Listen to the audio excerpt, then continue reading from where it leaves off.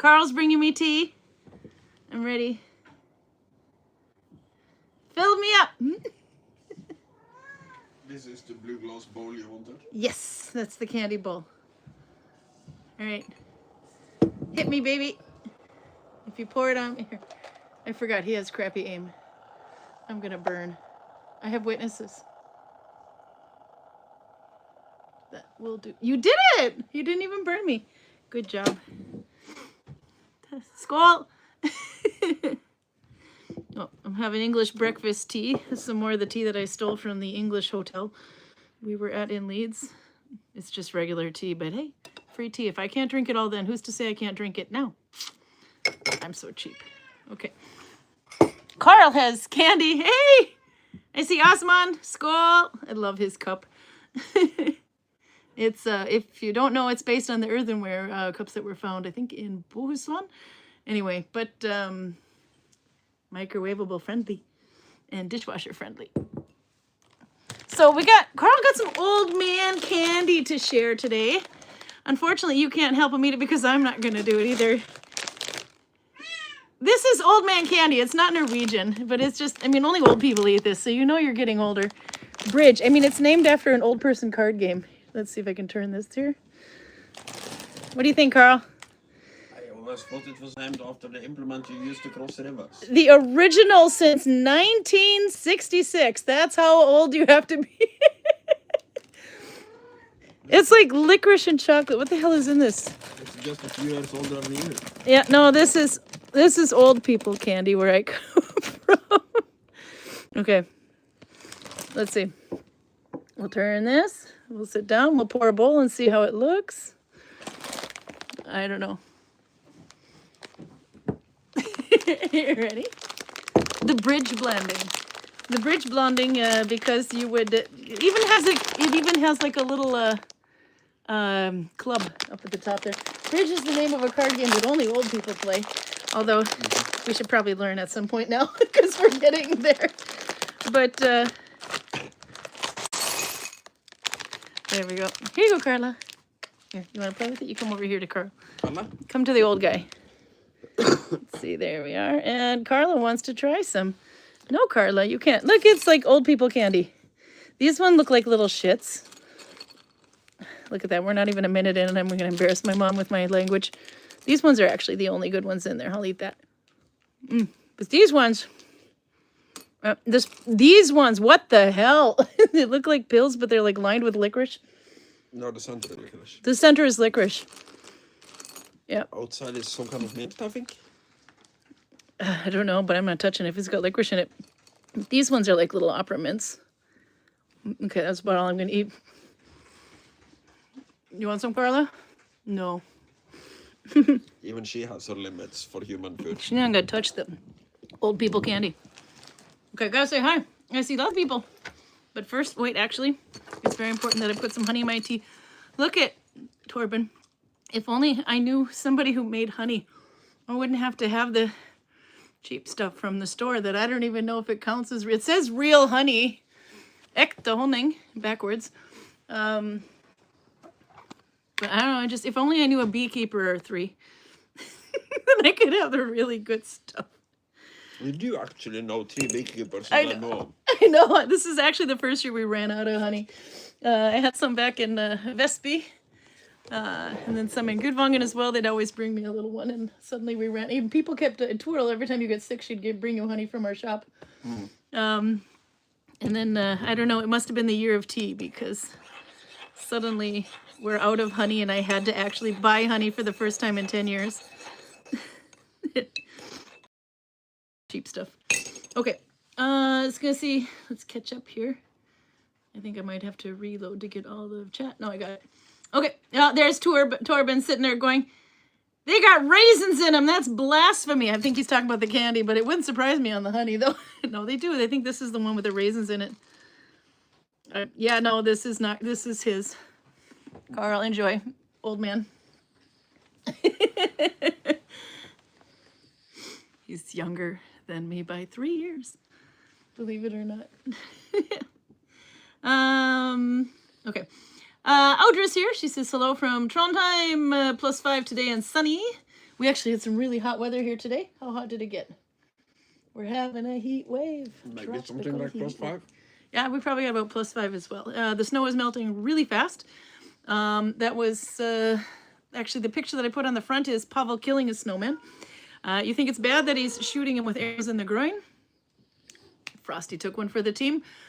But before then, he was lopping his head off with a sword and a Dane axe. So and then he kept giving him a new head. So Frosty came back to he had about 10, 20 lives. I don't know. You watched most of the show there.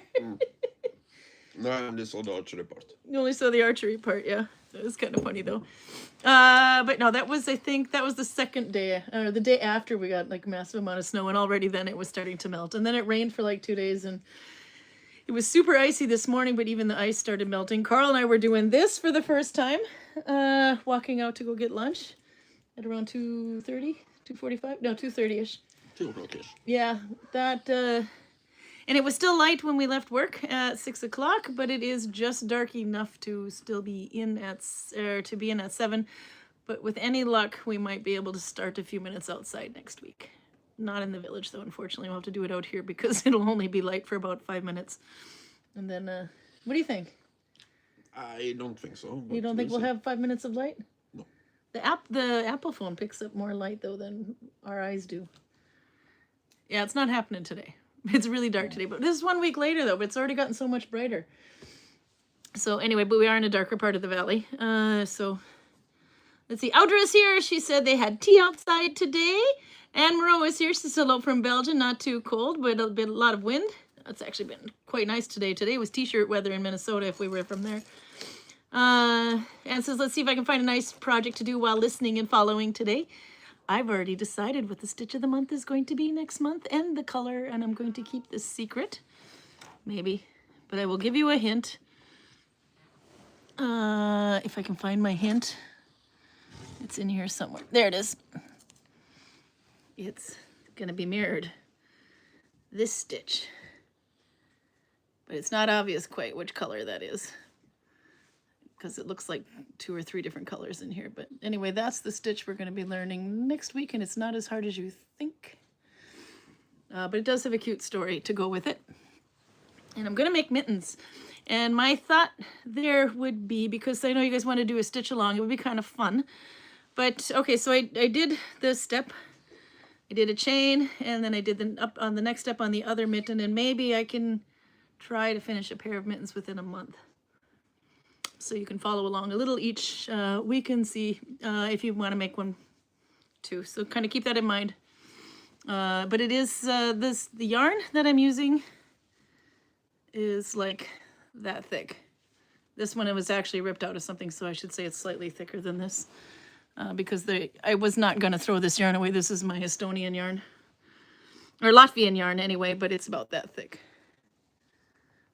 So it's really nice, but it's, yeah, you can see how thin it is. So the stitch works that way. Let's see, what else we have here. Albert says, I found Korean soju drink and it tastes okay. Do you believe him? Hi, Albert. I've never heard about Korean soju drink before.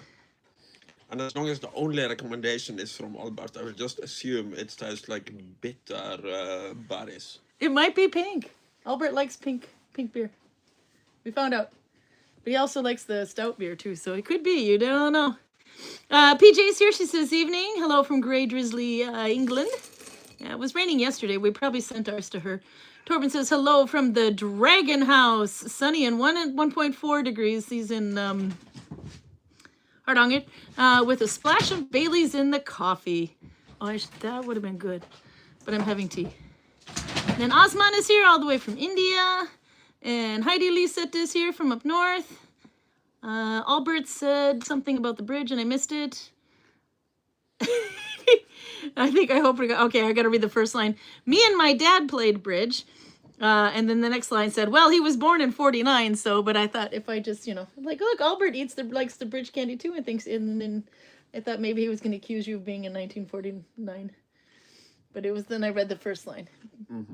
See, but yeah, no, you got to be my parents' age to play bridge, I think. Mine was born in 48. Or, yeah. Let's see. The blasphemous food. I might have missed some of the chat because I had get off the table. Albert says I have 4 liters of honey at home, so I don't think I need to buy more for a while. Actually, we didn't think we'd have. We had so much honey that it was, but we managed to get through it all somehow. Garcia's here in Holland. She's got lots of rain. I think we sent all our rain south and west. Outer says I'm saving honey to make mead.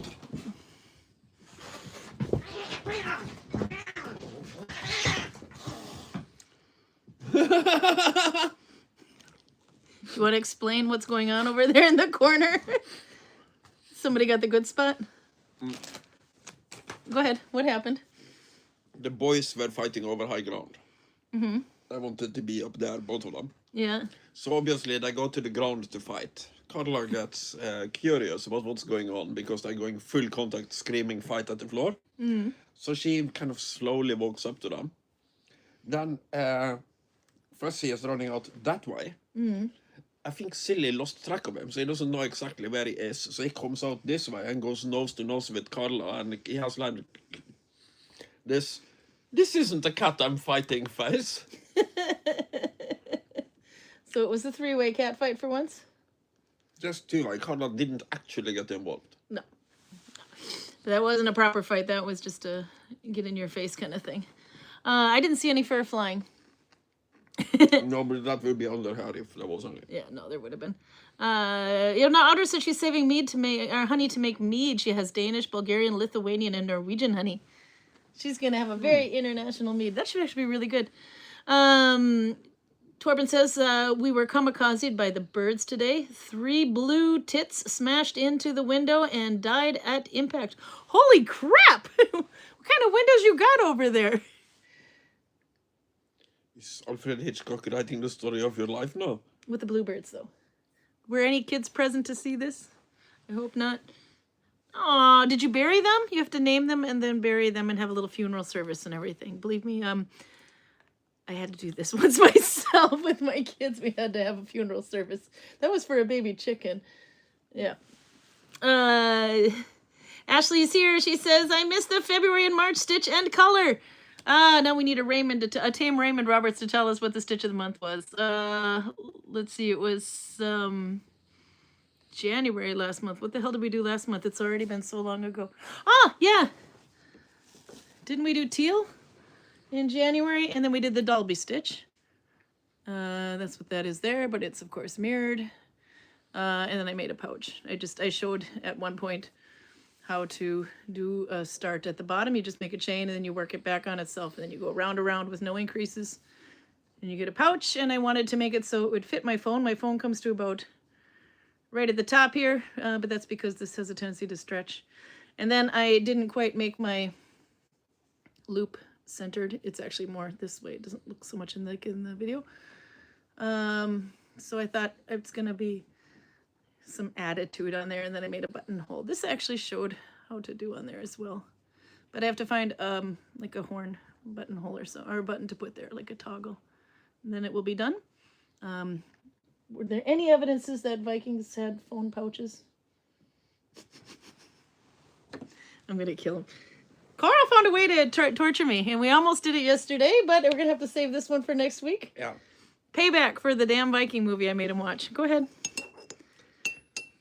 Sisu 2, The Road to Revenge, is available for buy or rent on YouTube. Mm. So I want her to suffer through that like I suffered through the Viking thing. Sisu. The entire movie is about a guy getting gold, trying to hide his gold, and beating up a whole military army from himself. Fantastic explosions. Even a horse gets blown up. That's pretty much it. I don't know if any words were actually exchanged in the whole movie.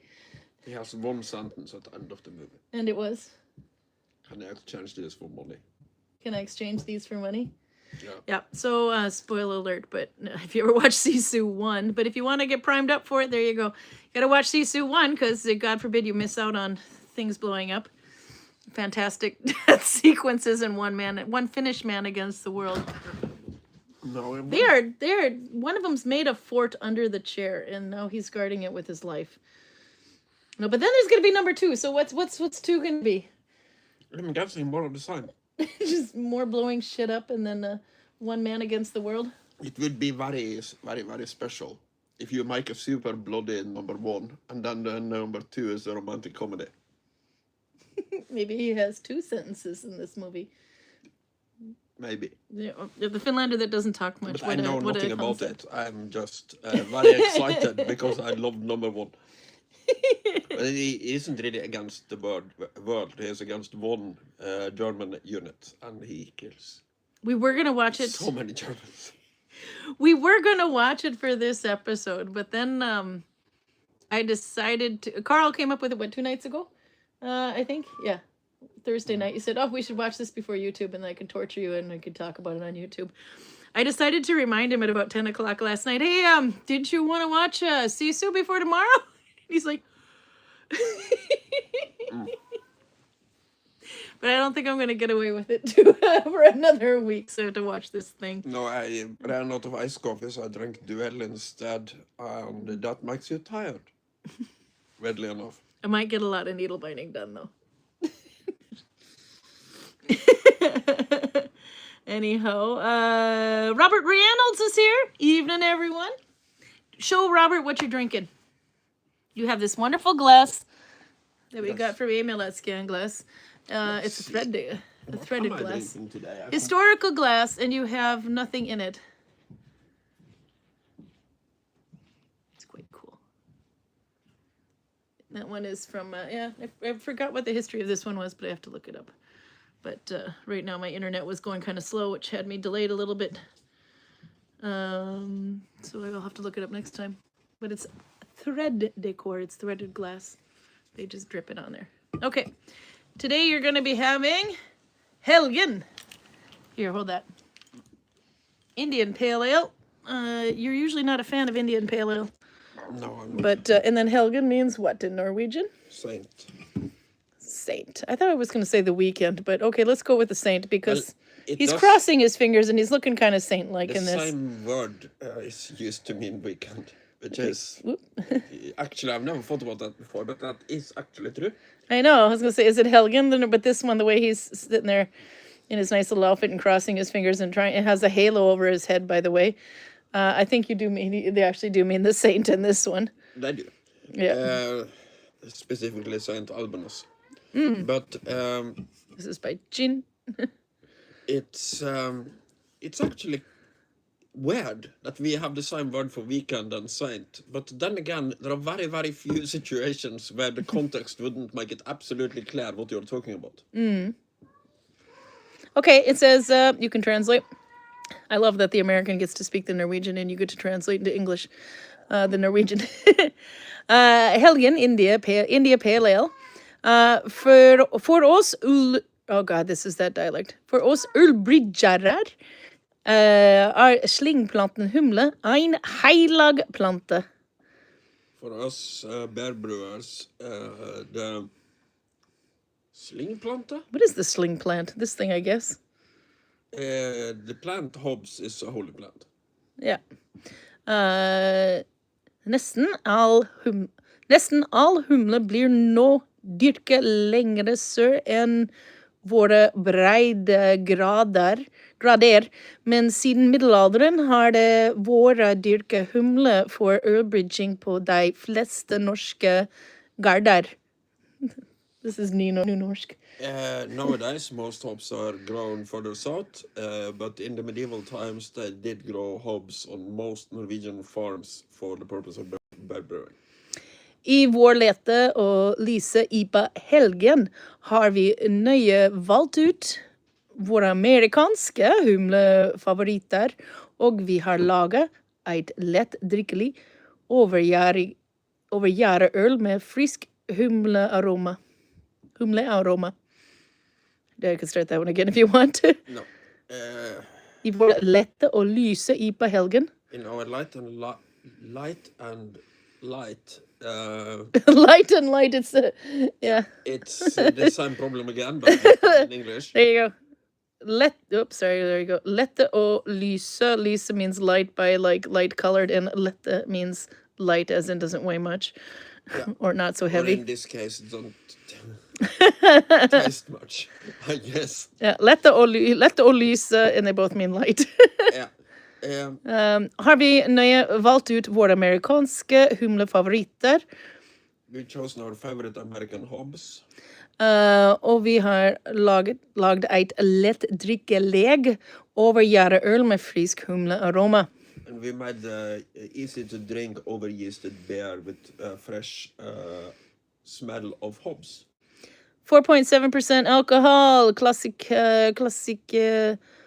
håndverksøl, bridge mellom bakker og berg ut med havet. Of course. Classic hand-brewed beer, brewed between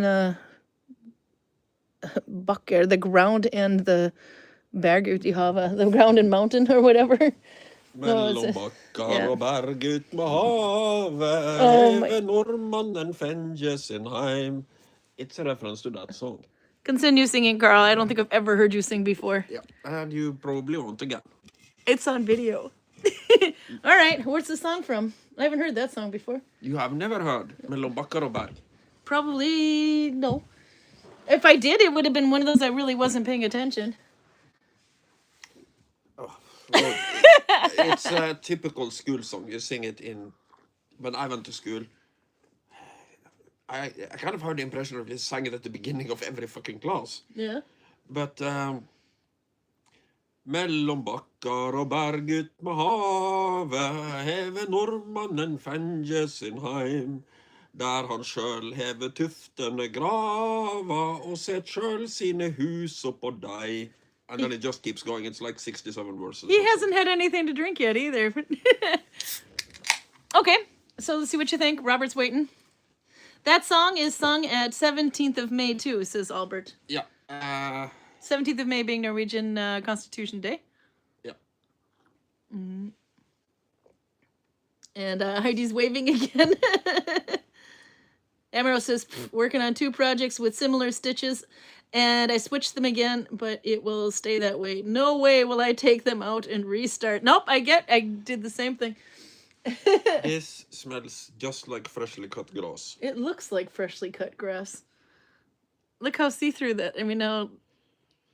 Yeah. Looks like it's got floaties in it too, but it probably just For- hasn't settled yet. IPA fans, I think that's considered... It's the same color as the glass. It's considered a feature, not a bug. Okay.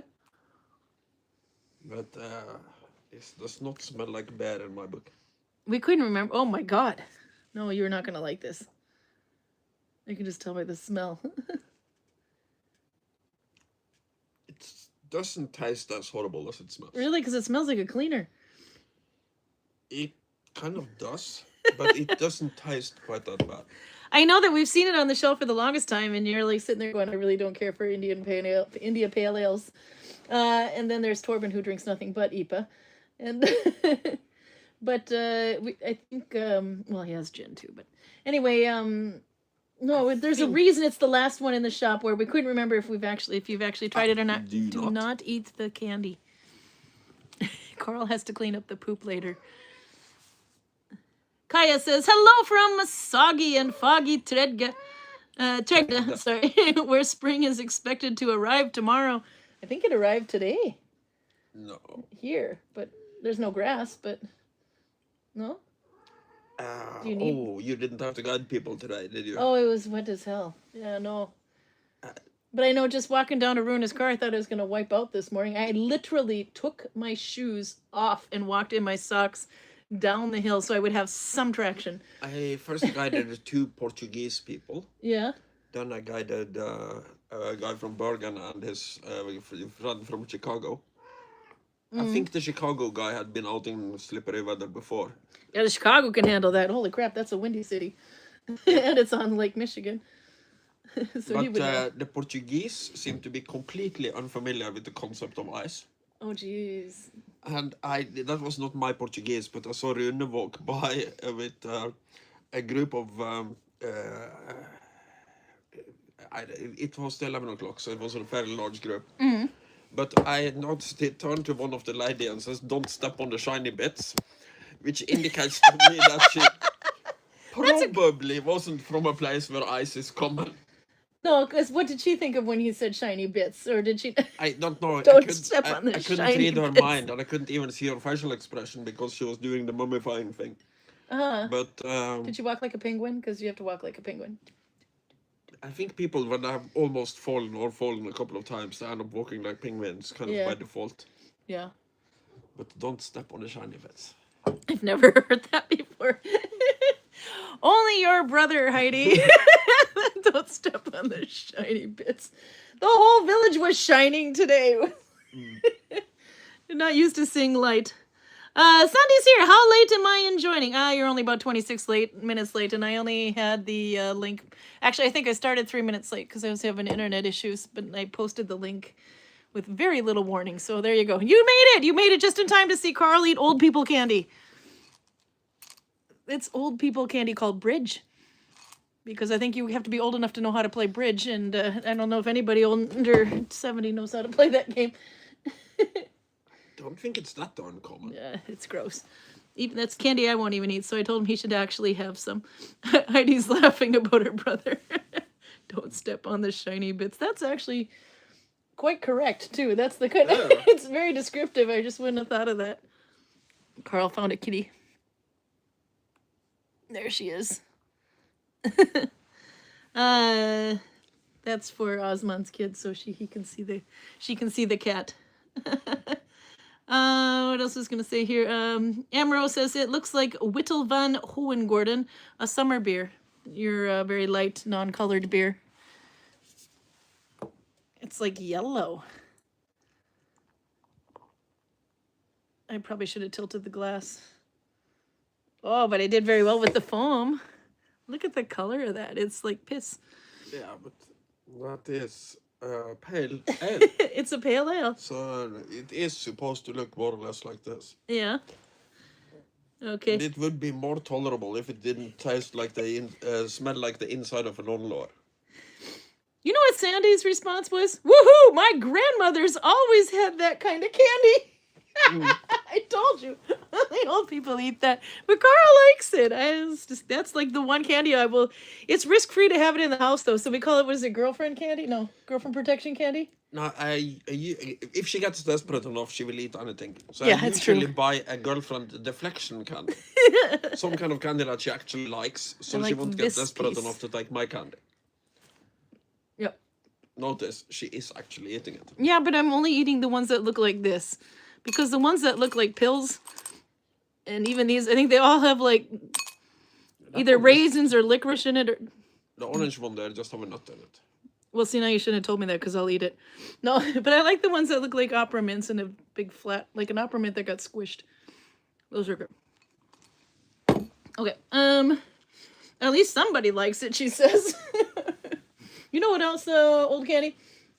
Saltwater taffy. I don't know if that was just a thing in the United States, but I think so. I don't have a clear idea. They were common like squirrels. I don't even know if they still make them.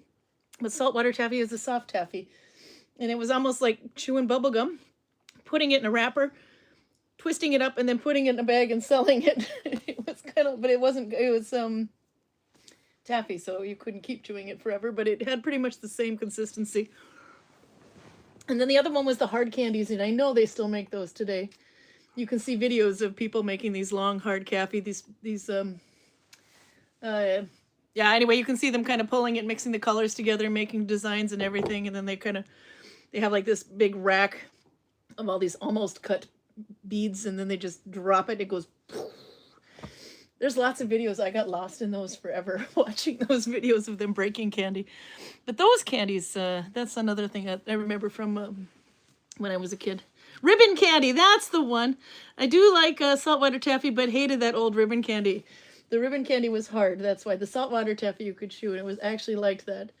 But the ribbon candy is the ones that hard one that you have to pull and pull and pull and mix the colors, and you make these swirls, and it looks like ribbons.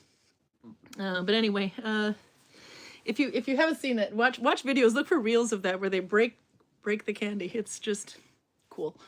This and comfort drops. Comfort drops is another old person candy, and that's it's not even butterscotch. It's like one step away from a cough drop. It's Camphor. Orange kind of flavored. But it's a hard candy, but it's almost like a cough drop. Camphor is a type of wood, I believe. Camphor is actually, I think, the same word in English. I'll look it up. In English, there we go. That can't be right. It comes up with fighter. No, that's definitely not. Okay, it probably thinks you're speaking German. No, oh yeah, it does think I'm speaking German. I just realized. Norwegian.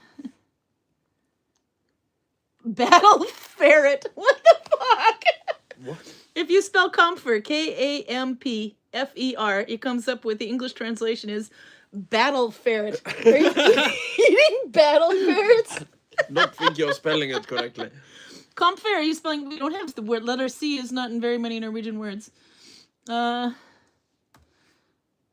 Camphor. Okay, so yeah, that's what I thought. I thought I had the same, but it's spelled Camphor in English. I was gonna say, I thought it had the same name. AI says camphor is a waxy aromatic white solid derived from the cinnamon whatever camphora tree or turpentine oil. Glad that you like this old people food. Widely used for topical pain relieving, anti-pruritic, I don't know, anti-itching, and antiseptic properties. It acts as a counter-irritant, creating a cooling sensation that relieves muscle pain, minor skin irritations, and suppresses coughs. See, as when used in vaporizers or rubs, while used in traditional medicine, skincare. Anyway, it keeps going on. But there you go, cough drops. You eat cough drops. No, but I remember I was at an antique store once, and I had a little chest that was made out of camphor wood. Yeah. And it was... I did say it was a tree, yeah. It was very old, but when you open it, it smelled just like when you open a bag of this camphor drops. Yeah. What the hell is the English word for drops? Hard candy. Drops. They're hard candy, but they're drops, yeah, like cough drops. So they have candy similar to Vicks Vapor Rub. That doesn't sound good. Yeah, no, the only difference is it's like an orange flavored Vicks. But yeah, it's old people candy. The thing I keep hearing from my local American is that Norwegians are way too fascinated with licorice and marzipan. And salt. Ammoniac. That's the Swedes. Okay. That's the Swedes. Don't drag us into this. Yes? What?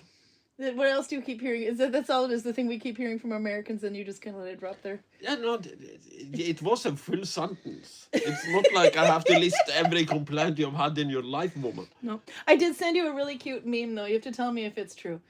It is mostly true, but... Yeah. How to catch a Minnesotan. How do you catch a Minnesotan? To put it like that, it's a hell of a lot more true for Dale than it is for you. Yeah, this is true. When you read the story, he's the... Finlander Minnesotan, so he comes from up on the range there, up by Eveleth, and they're a very high amount of Finnish descendants there. But that's when they say we have the jokes in Minnesota. What's the difference between how do you know if the Minnesotan is of Finnish descent, or how do you know if he's a Finlander? Because he's looking... sorry, I'm messing up the joke. How do you know if the Finlander is extroverted?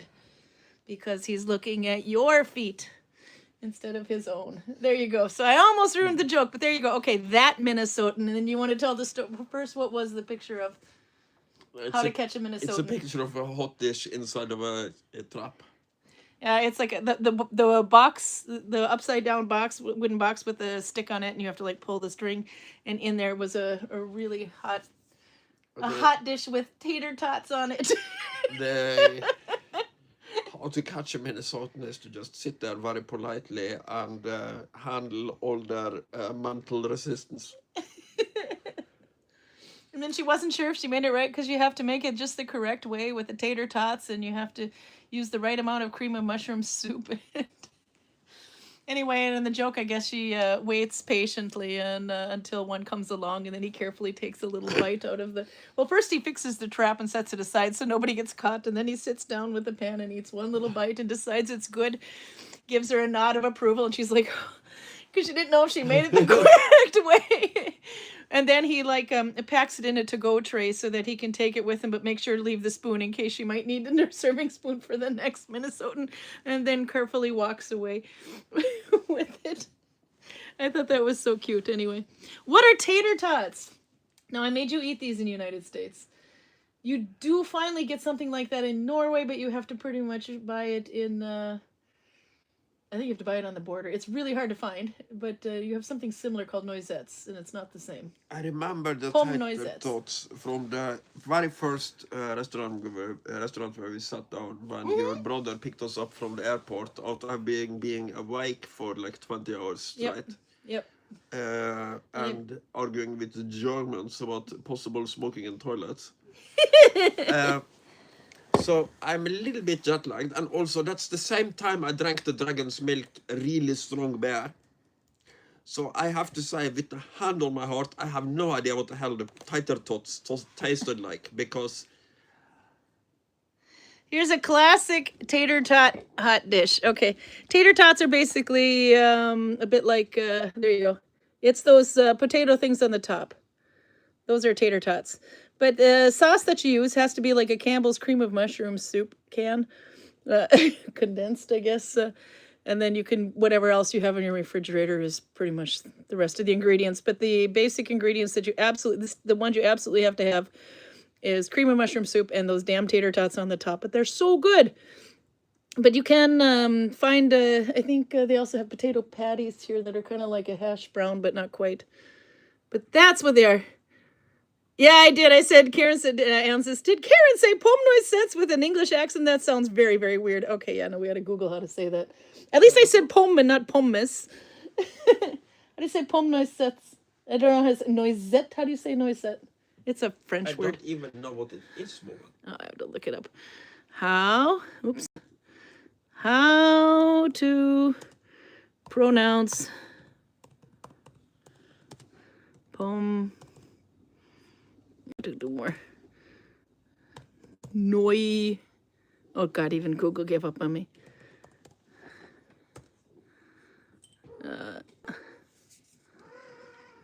It's not gonna show me. We need a video. We need a video. Short video. Okay. We need a video. I can hear myself talking. This won't do. All right. Oops. I can hear myself talking. This won't do. Let's see if it'll say it. Say it.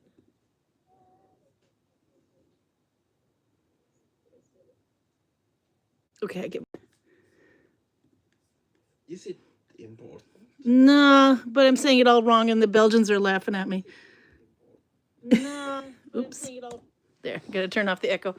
Anyhow, but I knew I was saying it wrong. It's I would have thought it was a French word, but yes. They speak French in Belgium too.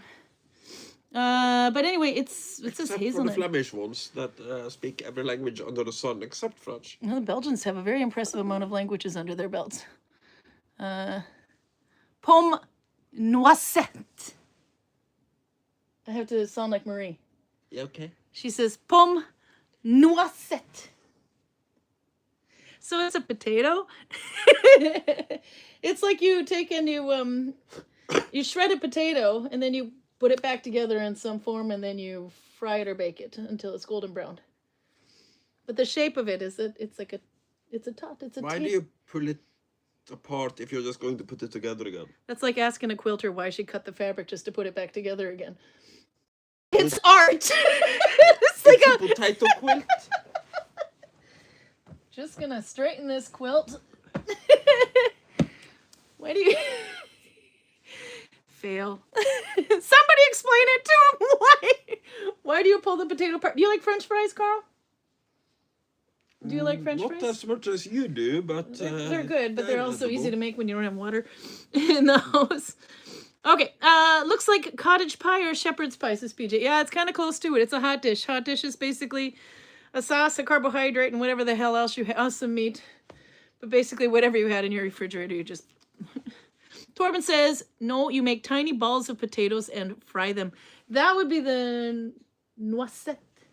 But this one, it's shaped like a little log. It's You know, like if you had a hot dog and then you just slice the ends of it so it's like a little log. Anyway, that's the shape of a tater tot. But the noisettes, they're round. But if you take basically the same thing and you just make it in a different shape, then it's a tater tot. And you can buy them frozen in the store. And of course, we sell things in 10-pound bags over there. I shouldn't be saying this to somebody of Polish descent. Yeah. But you are overcomplicating your potatoes horribly. Oh, there's so many different ways you can eat potatoes. The only bad way I've ever seen it is potato salad with raw onions. What were they thinking? Everything else is good. Actually good. Anne says, Helaba, most Flemish speak French. We do want to speak with our fellow countrymen. This is true. Okay, so anyway, I have to show some. Well, Carl has. You still have some more beer. No, you don't. Well, barely. You have a spit left, and it looks like spit. Okay, so I have to show some needle binding. Just have to make room because needle binding and honey don't go hand in hand. My table looks like crap. And there's a cat. Shadow. Okay, so I got this far. I actually did make some progress on my pouch. There's my one screw up that I decided to just blow right past and pretend it doesn't exist, but I see it. I mixed up my loops, I think is how I did that. And I had another one there. Again, I think I mixed up my loops. But this is the Joutseno stitch. No Vaseline. Oh, yeah, no, we've got it here. Just a minute. Honey and Vaseline. Discuss. Okay. Carl gave me a look of confusion. We need something for the non-null binders to look at. Okay, anyway, but this is the Joutseno stitch, if I said that right. No wine. No, it's decanting. I stupidly stored it sideways in the fridge, so it's decanting. So today I'm having tea and water with vitamin C soda tablet in it. So it's, you know, there you go. It makes it taste better. Okay, but this is the Joutseno stitch. This is the one we've been doing for the February. I have got to splice on some more. Let's see. Where did I hide my needle, though? It's in here somewhere. There it is. My yarn gave birth to a needle. Okay. This is the one that it's when you make a chain, it's fine, but as soon as you start doing connecting, it gets a bit more screwy. This is done over 5 stitches. So from the end, you have loop, or your leader yarn, loop 1, loop 2, loop 3. There you see 1, 2, 3, they go on your thumb. And this 4th and the 5th one you'll also be working, but they're back here, 4 and 5. Well, the 5th one actually I think gets dropped. Okay, so I put the 3 on my thumb, and then I'm connecting with an F2 because dent stitch I thought I should have a better connection. But you can't, you have to take this 4th loop. Let's see if I can get it there. There. And twist it this way. Okay. But that's easy. Oh, actually, no, there. Sorry, there it is. That's, I was right. Okay, sorry, I've been putting this down for a while. 1, 2, 3. There's the 4th, it just fell down. And then the 5th would be, of the 2, it's the one on the right. Okay. Telltale sign is where this one goes through because this is the last one you did. So 1, 2, 3, 4, 5 stitches after that. So that means I have whatever stitch I was making has 5 loops. Okay, so 3 goes on the thumb, and you either take the 5th loop and you twist it first, and then you make your stitch going. Such a dickish thing. I like this stitch, but I was thinking, should I make a hat? And then I did it for a little bit and said, nope, pouch. Okay, so front to back there once it's twisted, and then you go forward under 1, 2, and 3. There you go. Then you take off. Let's see, yeah, now I have 3 loops now. Okay. But sorry, my loops are getting confused here. I put this in my bag today, so it got a little fuzzy. Okay, so an easier way to do it, but I'm almost out of yarn here, so this is kind of stupid, would be to pull it through I don't have enough length, but keep it out of the way. Then you can take that stitch, that loop, that way, and then go forward if you want to do it in 2 parts. But then you have to make sure you don't get this string in the way. I'm going to splice. But I'm at the part now where I need to put eye holes. And I did used to make eye holes in just about everything I did, every pouches I made with every stitch. But then, oops, sorry, then I found out that I should probably not need to do that anymore, because usually it's loose enough that you can fit a string right through, but this one starts to get a bit more dense. So I will actually make an eye hole, and my eye hole will be over 2 stitches. But first I'm going to fasten on new yarn and then stitch until I don't have, so I'm past my join anyway. And then, so it's a bit more strong. See, I just have to find some yarn. So how many of you guys dared to try this stitch? I know Maggie's got arm injury, so she has to watch from afar, because if you're having wrist injury, it's not easy to twist your wrist around like that every time. Holy crap, I can't find the end of my yarn here. It's in here somewhere. This is what I'm doing right now. Trying to find the end. Let's see. Next week's stitch will be a bit easier. There it is. Sometimes there's a slight shift in the yarn. Carl went out to, and now Carl is jealous, so she's whining at the door. Sometimes there's a slight color shift or pooling to the yarn, so I usually put a little loop on the end that I don't want to start from, so that it continues. Just do a little bit. Carla, you're so loud. She's got attention now. Outer's making socks again from Handspun yarn, which he dyed with indigo. The result is grayish blue color. Indigo is hard to dye. The heat will change it from blue to gray real quick. But it's blue-gray is really pretty too. It's a nice steel color. I have not been brave enough to dye with it yet. It gives me anxiety just thinking about it. So the last time I bought the dyes, somebody else was coming that knew what they were doing. So I'm like, here. And then she dyed my yarn for me. So if you don't know how to splice with a wet splice, 100% wool helps a lot. You can have as little as 30%, but you're going to need a lot more rage to get it to work. But if you have you can either fray the ends, but since I have a 4-ply yarn here, I can just split it on both ends, and then you make them kiss. They have like really naughty kissing. Lots of tongue. Okay, then wet. Don't do that around COVID freaks. People that are afraid of COVID, I mean. Okay, COVID, not COVID freak, but COVID freaked out people is how I meant to say that. And then you rub a lot. If there's as little as 30% wool in here, you're going to be rubbing all day. Superwash as well. It will work, but it won't be a very strong join, so you have to be careful until you're past your join. Okay, let's try this again.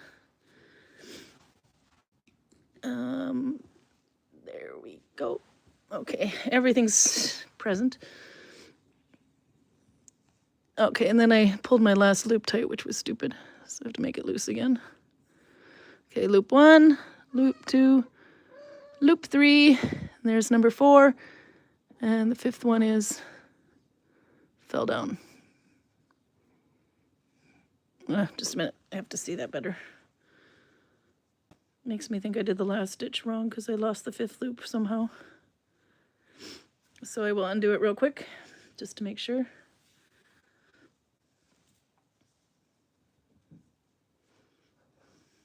What's going on with the cats?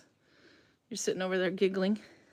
This one doesn't like that this one has high ground. She's Oh. going to use the high ground, but she absolutely doesn't want him on it. One cat doesn't like that the other cat has high ground, but turn around, there's one with even higher ground behind you. Yeah, but they don't mess with him. No, because he's alpha.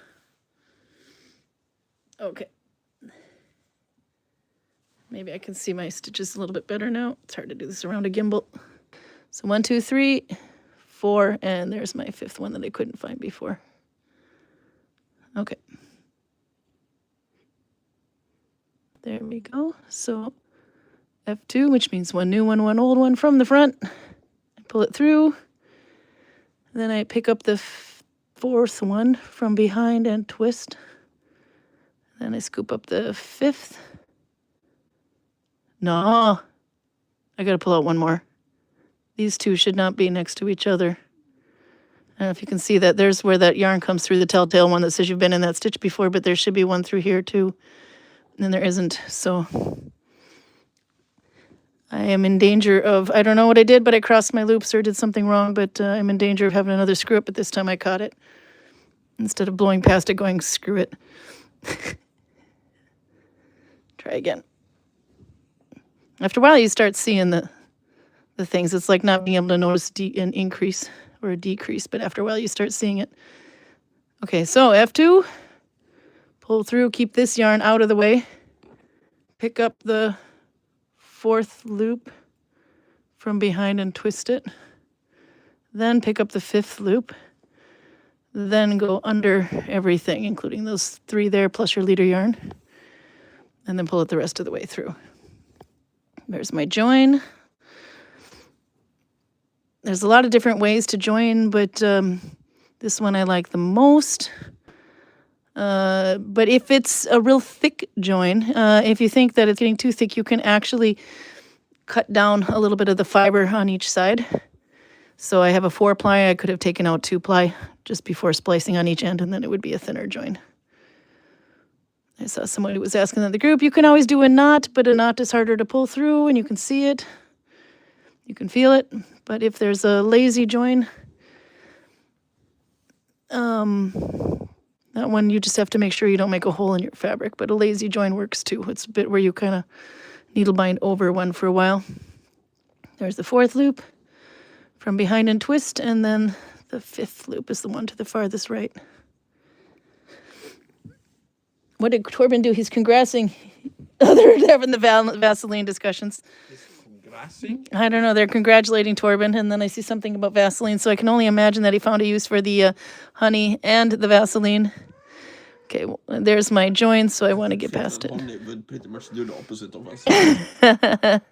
I'm going a bit fast on this today, by the way, but the Vaseline and the honey. No, I'm going a little fast on my stitch today, but you can go back the previous weeks and take a look. See? Okay, so now my join is on the second loop. I want to be past it completely before I do the holes, the eyes of this pouch, just to be, because I have OCD. Now my loop is, the third is my join. There's the fourth one. Pick up the fifth, only the fifth. There. Oh, don't lean forward. I'm swinging a needle with my right hand there, pal. He's pretty blind already, but I almost made it worse. Never. I mean, you got to be real careful when you're sitting on the right side of a right-handed Nalbinder. There's my join is now in the fourth stitch, or the fourth loop.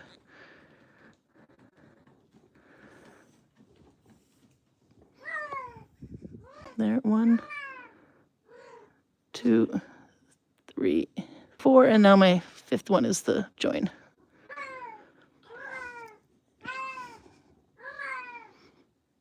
Carla, come. Maybe she's trying to sing that 17th of May song you had. Okay, now I'm past it. So, to make an eye hole here that will be a little bit better than this for leather cord to go through, I'm going to skip over these 2 loops. So, but in order to skip 2 loops, I need to compensate with a chain of 2 loops. You could do 1 chain, but with the way needle binding works, it kind of gets more messier than not, so you should do at least 2. So there's 3. Now I'm not going to connect this one. Because I'm not going to connect, I can actually just pick up and twist without having to pull the yarn through. There's my join is kind of messy there. That's 1 chain. Then 1, I don't know why I keep taking this off my thumb. 2, 3, there. And then there's the 4th. I'll split my wool. There's 2 loops. Now I did 2 chains. I see my yarn is tending to make a knot here. There. So now I'll skip these two, but because I was doing F2, it would be like those two. So it looks like I'm actually skipping only one, but I'm technically skipping two. It's just that I was doing an F2 join, so I need 2 loops to join with. Then finish my loop, my stitch. There you go.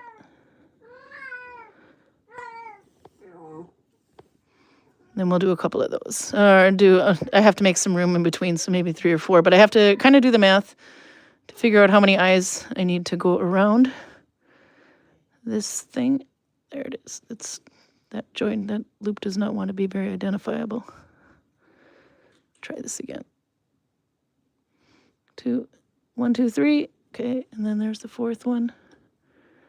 There's the 5th one. So this is easy.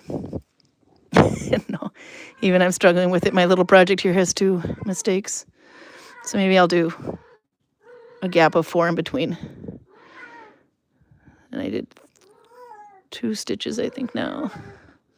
3. Carla. So they say Siamese cats are noisy, talkative. 1, 2, 3, there we go. Yeah, the next month's stitch will be, it's going to be a 4 loop stitch, but it will be easier, believe it or not. Okay, but this is still going to get tightened up as I go along, but you can see there's a hole there now. That's where the eye hole is.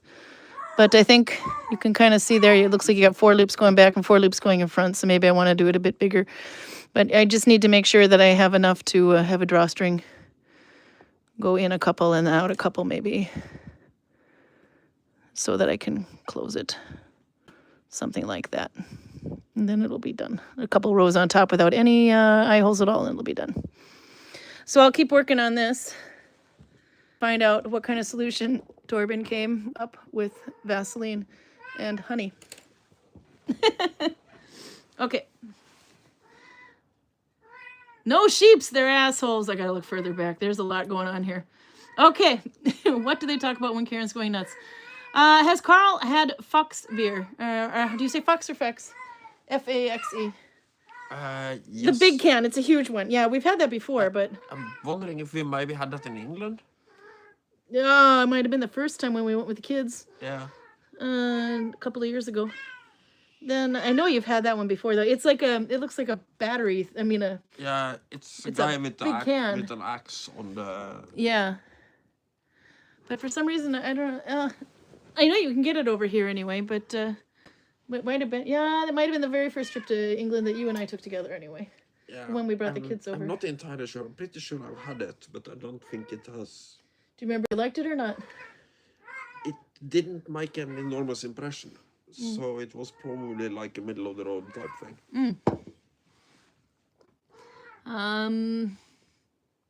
Okay, there we go. Nikki says, damn it, it's the first here in New Zealand, so I logged on to see what's the new stitch. Na, na, na, na, na, na. This is your thing. This is your new stitch. Good luck. Figure it out before next week.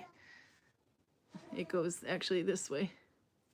You know that every textile lady is not going to freeze frame and count loops and... Good luck! No, this looks like Honolulu stitch, which is obviously of the Swaziland family of stitches. Cute stitch. It's over 4 loops, but it's actually not as hard as you think. And there's your chain. Good luck! You have 1 week to figure it out. There's the chain. There it is with several rows together. And it's mirrored on my phone right now, so too bad. Good luck. Something you would love your teacher to say, but you would hate for your boyfriend to say. It's not as hard as you think. You're welcome. Okay. Novia's here. She says, is that a garlic press? No, it's a tea bag squeezer. Come here, Carl. Let's demonstrate. You're not getting my tea bag to demonstrate with. You squeeze the tea bag, the juice out of the tea bag. But yeah, no, it's a garlic press. It's a tea bag squeezer. I don't think I'd want to see what that came out of it if I did. Sick twist. Not for kids! Oh my god, it doesn't take much, does it? Oh, chocolate then. In the refrigerator, there's some chocolate. Go, run. Top shelf. There's chocolate in the refrigerator. I forgot. We have another bar. Outer says if I'm not having wine, I need to have chocolate, and I completely forgot. Thank you, Outer, for telling me. I got chocolate that doesn't look like old people candy.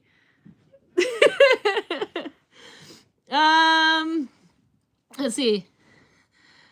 Next up, Nikki says, "It is true. It's still the Loopapalooza stitch." Yeah, the Loopapalooza.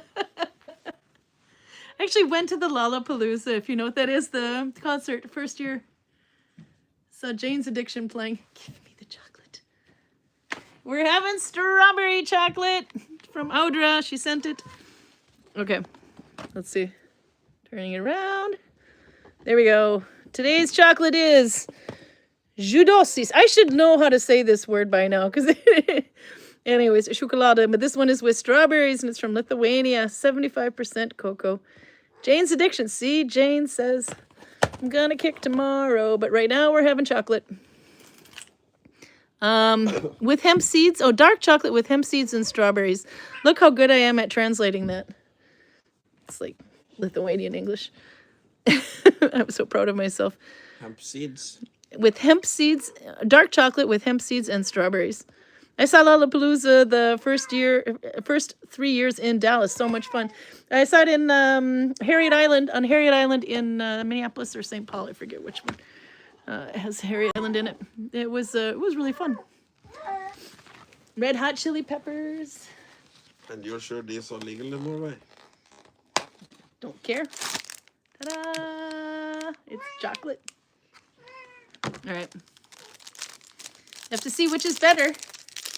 The strawberry chocolate from Lithuania or your old people candy over there? Yeah. I will see what effect this has on you before I try on it. It's not like you're making me watch Sisu. All right. There we go. I see little flecks of strawberry in there.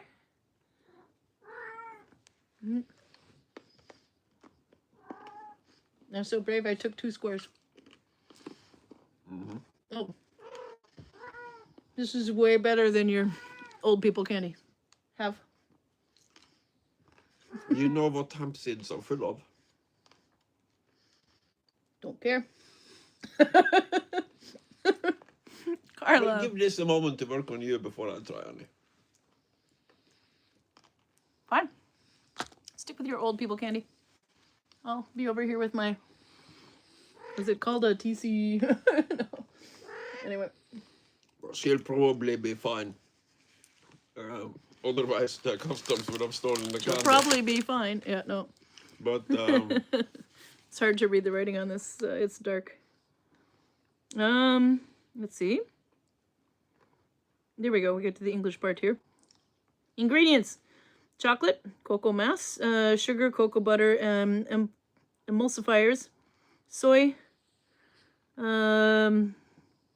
polyglycerol, whatever. Anyway, seeds, 5%.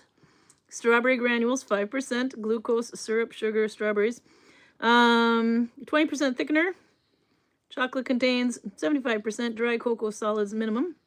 May contain traces of milk, gluten, peanuts, and other nuts. Made in Lithuania. 5% hemp seeds. I can feel the crunch. is this going to make me American high? Naturally high. I'm high on life, my friend. Oops. I have the munchies now. Oh, just kidding. It's really good, though. You have to have some of this. Way better than your old people candy over there. I have to come to Belgium, and says Nikki, I have Relly there waiting on my German passport. She's high all the time, says Audra. Mm-hmm.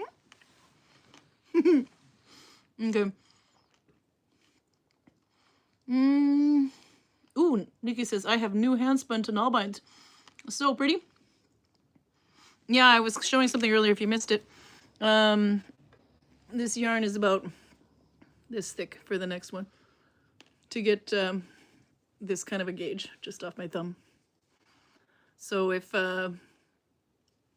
it's pretty dense, so you can use a thinner wool for it, but it can handle being a little thicker too if it doesn't matter. You can kind of, but it's over 4 loops, so it's not a thin stitch. Actually, but it's a pretty solid piece of fabric. Okay, let's see. Torben says, makes it taste better. When I was asking, he says, no Vaseline. And then there's Outer saying, no wine. They said, makes it taste better. Sandy says, I miss potatoes so much, my body can't handle them anymore. Really? Oh my God. That's sacrilege. I don't know how. You couldn't survive. I could not survive that. No, I mean, I'm barely surviving that. I can't have beer and wine, well, the sulfite one. But without potatoes, oh my God.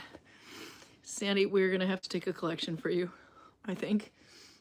Like create a GoFundMe or something to get her some surgery or something so that she can have potatoes. No? No. She can eat turnips or something instead. No, but potatoes, it's so good. Let's see, then I went back a bit of ways here. It's true, it's still, oh no, it is true, it's still the Loopapalooza stitch. Outer says, I'm making socks again with hand spun yarn. Oh, when I dyed with indigo, I went way far back here. Wait a second, we're talking about indigo again.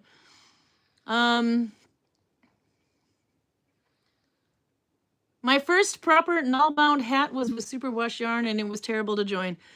It is possible, but you are going to need a lot of rage. So usually if I end up just going with a lazy join. If I do something with white yarn, though, even if it is wool, we'll use a lazy join because chocolate.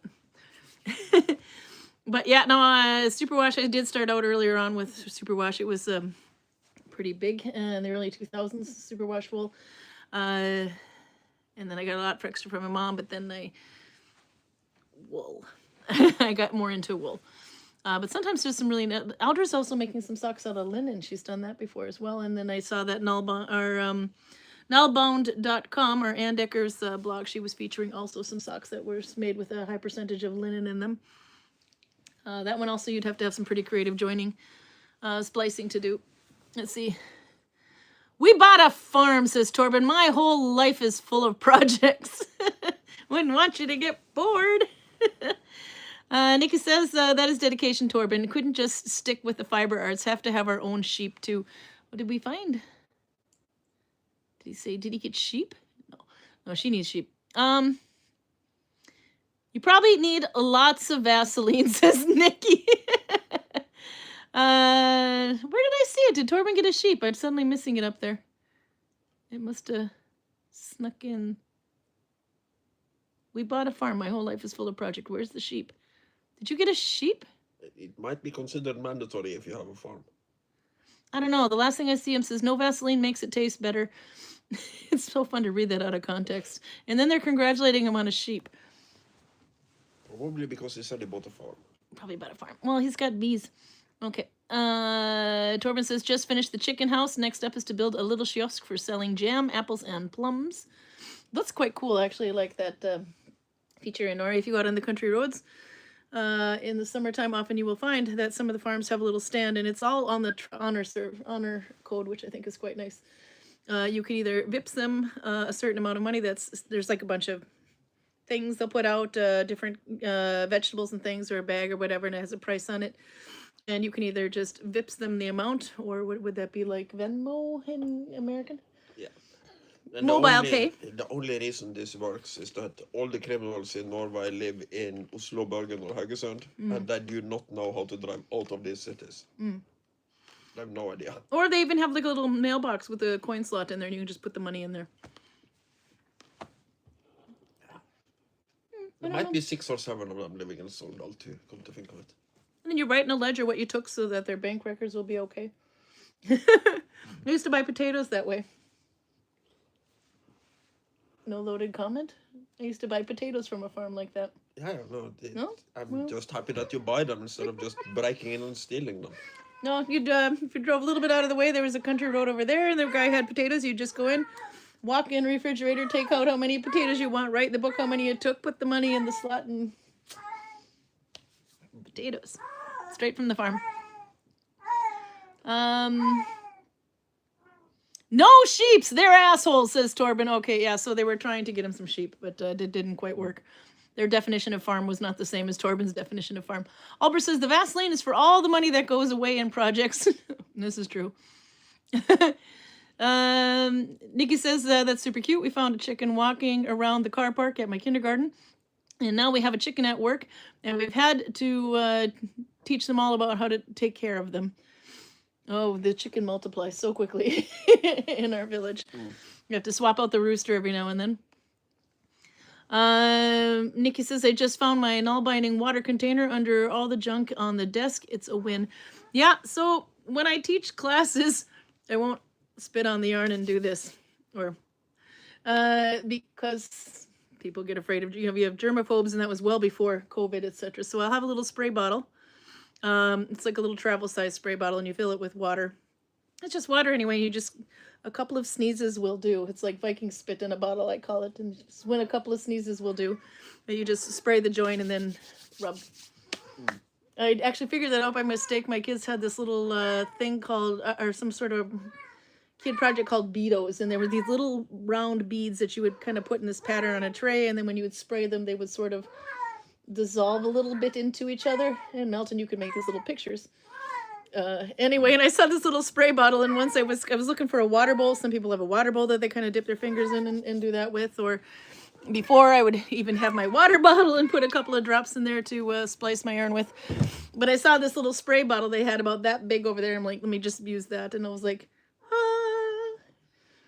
And then Viking spit in a bottle was created when just a few sneezes will do. So I use those little spray bottles, the travel size spray bottles, when I teach classes. Much more hygienic. Let's see. Oops. Oh, scrolling. I'm getting way back out of. Okay. PJ says, I'm an old person. I'll have the old people candy. I guess she's not going to go for the hemp Lithuanian strawberry chocolate. You got one on your team. Happy to go. There was the Jane's addiction. Albert was referring to the sheep and the goats. They do taste nice, he said. He's referring to the sheep and the goats, not the old people candy. Sandy says our first year was only one 9-inch nails wasn't at for that for some reason. Oh, that's too bad. 9-inch nails was really fun. I think it was 19. I think it was 19 or something, or 19 or 20 when it was around 1992, maybe. Looks like good chocolate, says Sandy. Oh, you have no idea. It's so good. Nikki says people from cold places are weird. Chocolate would be should be room temp. It's better in the refrigerator because then it goes like that. It makes that noise. Yeah, but it also depends a little bit on the temperature of your room.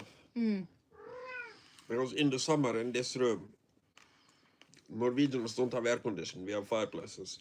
We don't need air conditioning. In the summer, this chocolate would be liquid. Yeah, no. Yeah, it's next to your computer, it would be. You have a tendency to put chocolate next to the computer fan. Yeah, sometimes I like liquid chocolate. I don't like melty chocolate unless it's on ice cream. Anne says, I bought my first filled Easter eggs today. Dark chocolate with a filling of vanilla or raspberry. Yummy for my tummy. Well, she's from Belgium, so they probably got really good chocolate eggs over there. Belgian chocolate is amazing. But you were actually looking at the Easter candy today, eyeballing it with lust, and I was trying to tell you it's a little. No, but Norwegian Easter candy is just marzipan with chocolate, marzipan without chocolate, marzipan with chocolate with sprinkles. That's your options. And then it has different shapes. Sometimes it's a chicken, sometimes it's an egg, sometimes it's a bar. And what kind of candy do you have for Christmas in Norway? Exactly the same thing, but less yellow. It's so stupid. You just put it's like, look, we have this marzipan and And this chocolate with all this marzipan chocolate anyway. This is what we're gonna have No. for Christmas. And then at Easter, they're like, let's just take the same shit and put some sprinkles on it. There, it's now Easter candy. I mean, if it's a pig, it's for Christmas. If it's a chicken, it's for Easter. Yeah, it's just easy. marzipan shaped like that. Okay. Somebody's recycling their candy. Oh yeah, no, there we go. I think I never keep chocolate in the fridge, never ever, she says. And then I think it was somewhere later that Robert said, Amro, absolutely right, freezer would be better. This is true, freezer's good. I don't know, I like it when it has crunch to it. That's why I usually keep it cool. If it starts to get a little soft, then I don't really care for it anymore. Maybe I should do that. It would be a good diet plan.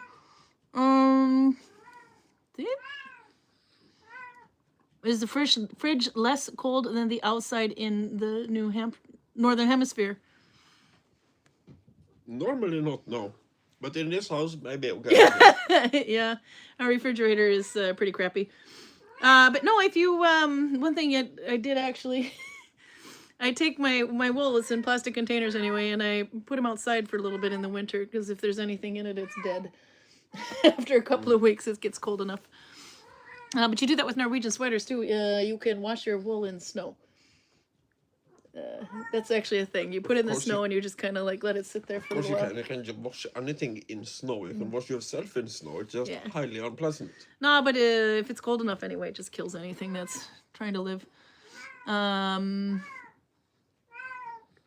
see, catching up here again. There's Outer excusing me for being high all the time and talking about the hemp. Torben says the customs are not always performing. I bought a bottle of absinthe home by accident. I brought a bottle of absinthe home by accident, and when I came home and I found out it contained certain green herbs, says Torben. Hey! Hey, Mom, I'm in here with Elmina and Alea. It's my kid, Alex. I don't know if she's still here. Get the cat. Go get the cat. She needs to see Fuzzy. We need to show her the cat if she's still here. I'm way behind on chat. Fuzzy right now has the high ground. It doesn't matter. Her mom's on. If her mom is watching, we got to bring out the cat. His mom. Yep. Bring him, bring him, bring him. Okay, Alex, are you ready? I don't know if she's still in there. She probably just popped in for 2 seconds and left a long time ago, but nope, we have to... There you go. Okay. Alex needs to see that. There he is. Fuzzy says hi, Alex, and Alea, and Elmina. Do you miss her? Notice how quiet he is compared to that other little brat in the... He's worried about his high ground. She's going to take it. Okay, so hopefully Alex caught on long enough, but you'll have to keep petting just in case. Because I'm so far behind in the chat. Audra says, I always buy from those stands on the roads. Yeah, I like to do that. I like to support the farms. So I think that's great that Torben's going to have one. Nikki said she finished her hat from last week, only to start on another one. Same stitch, same design, different person and color. I've got my go-to, stitches to when I make hats.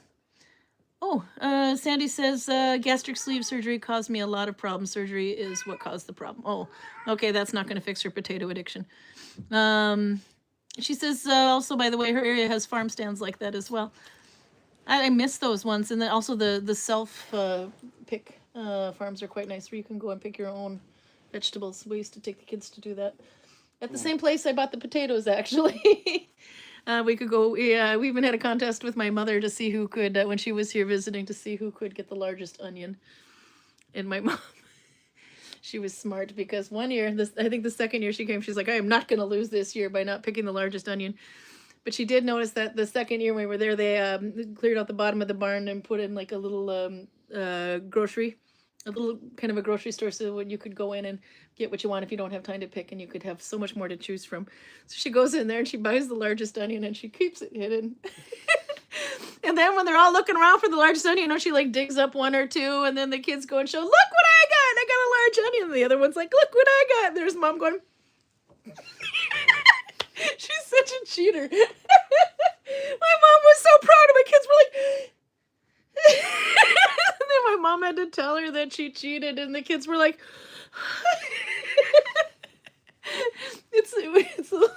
you gotta come find the largest onion. And then we had to look for the largest cucumber. That's a whole nother story. Yeah, I think you are pretty happy. I think you did find the largest cucumber. Not for kids. Let's see. Some years ago, says Torben, some persons did a raid here in Hardanger, stealing honesty boxes. That's the name of that. They found that the farmers here have phones and shotguns. They were caught and promised to never steal again. The Norwegian approves.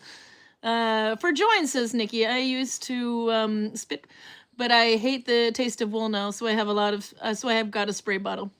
It was found yesterday in a ceramic jug made by my kids for the finger dipping method.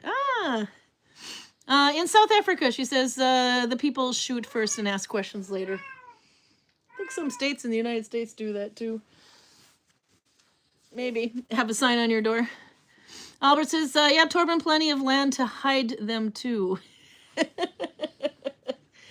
1991, I was pregnant, said Sandy. I wasn't quite pregnant yet. If I knew how long it was going to take me to get pregnant, I would have been a lot more promiscuous in 1991, that's for sure. My kids are a product of 7 years of science. I must have broke some mirror. Torben says, Carl needs his marzipan. He's going to have old people candy until then. With a little dose of hemp. Marzipan next time. Speaking of shooting first and asking questions later. Okay, you got a story? It's not really a story. It's one of my favorite things to see is the press conferences of the sheriff of Polk County in Florida. Oh, you've been watching podcasts again. It's not a podcast. You'll find it occasionally, clips of it from YouTube, because this guy is hilariously funny, and yeah, he's like the archetypical Southern sheriff from maybe 100 years ago, but he is the sheriff of Polk County today. There she is. So he says things in press conferences like, maybe I shouldn't be doing them home invasions around here because the good people of Polk County are heavily armed. They will shoot you a lot. And then he smiles at the camera. Horrible. Yeah, his officers were criticized for shooting a guy, I think it was 35 times. Yeah. And when the journalist asks him, why did you shoot the guy 45 times? He said they didn't have any more ammunition. I love him. He is fantastic.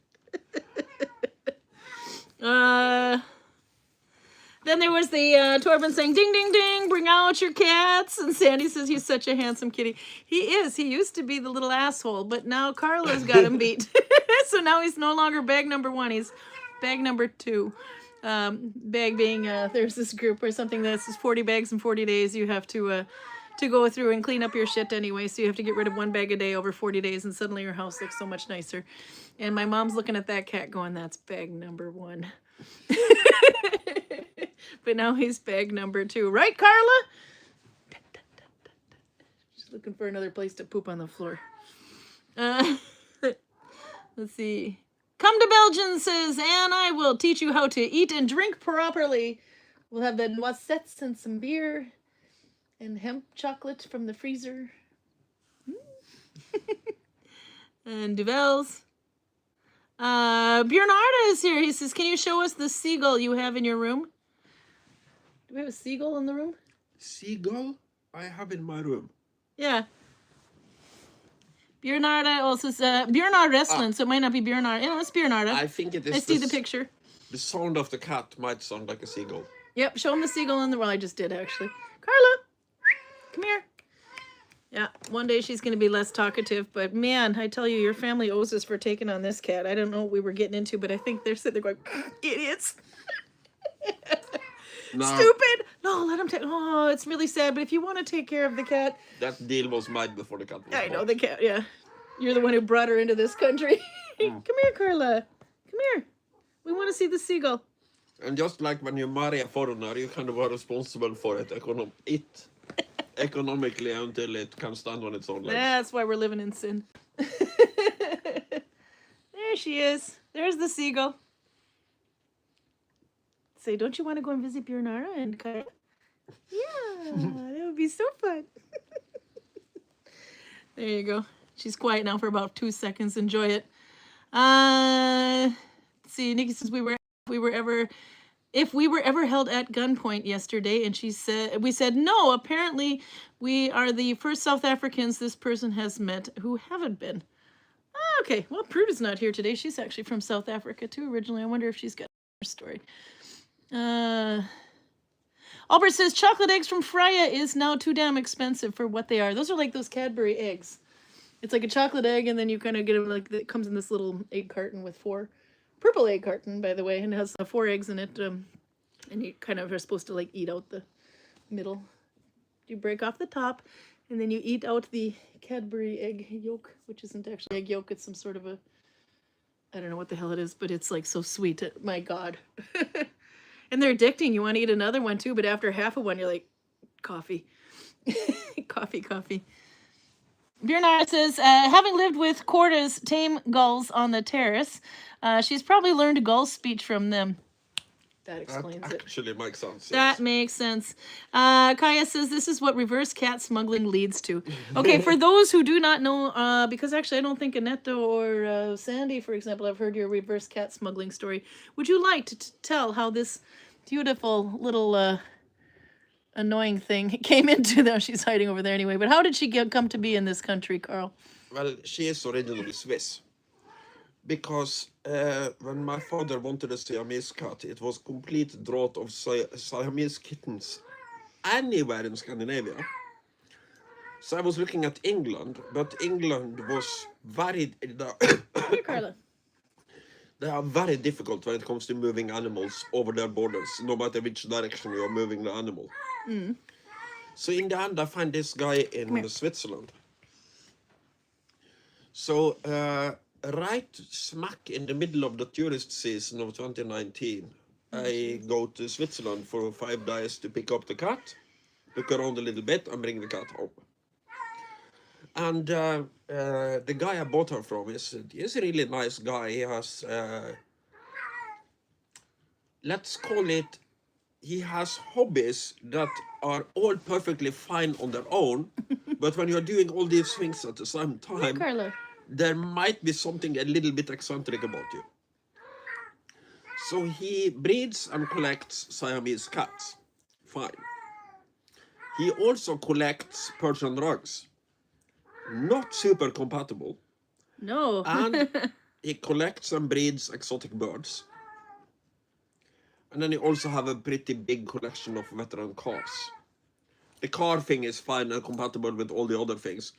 But the cats and the rugs and the birds really don't go together. No, I can't imagine.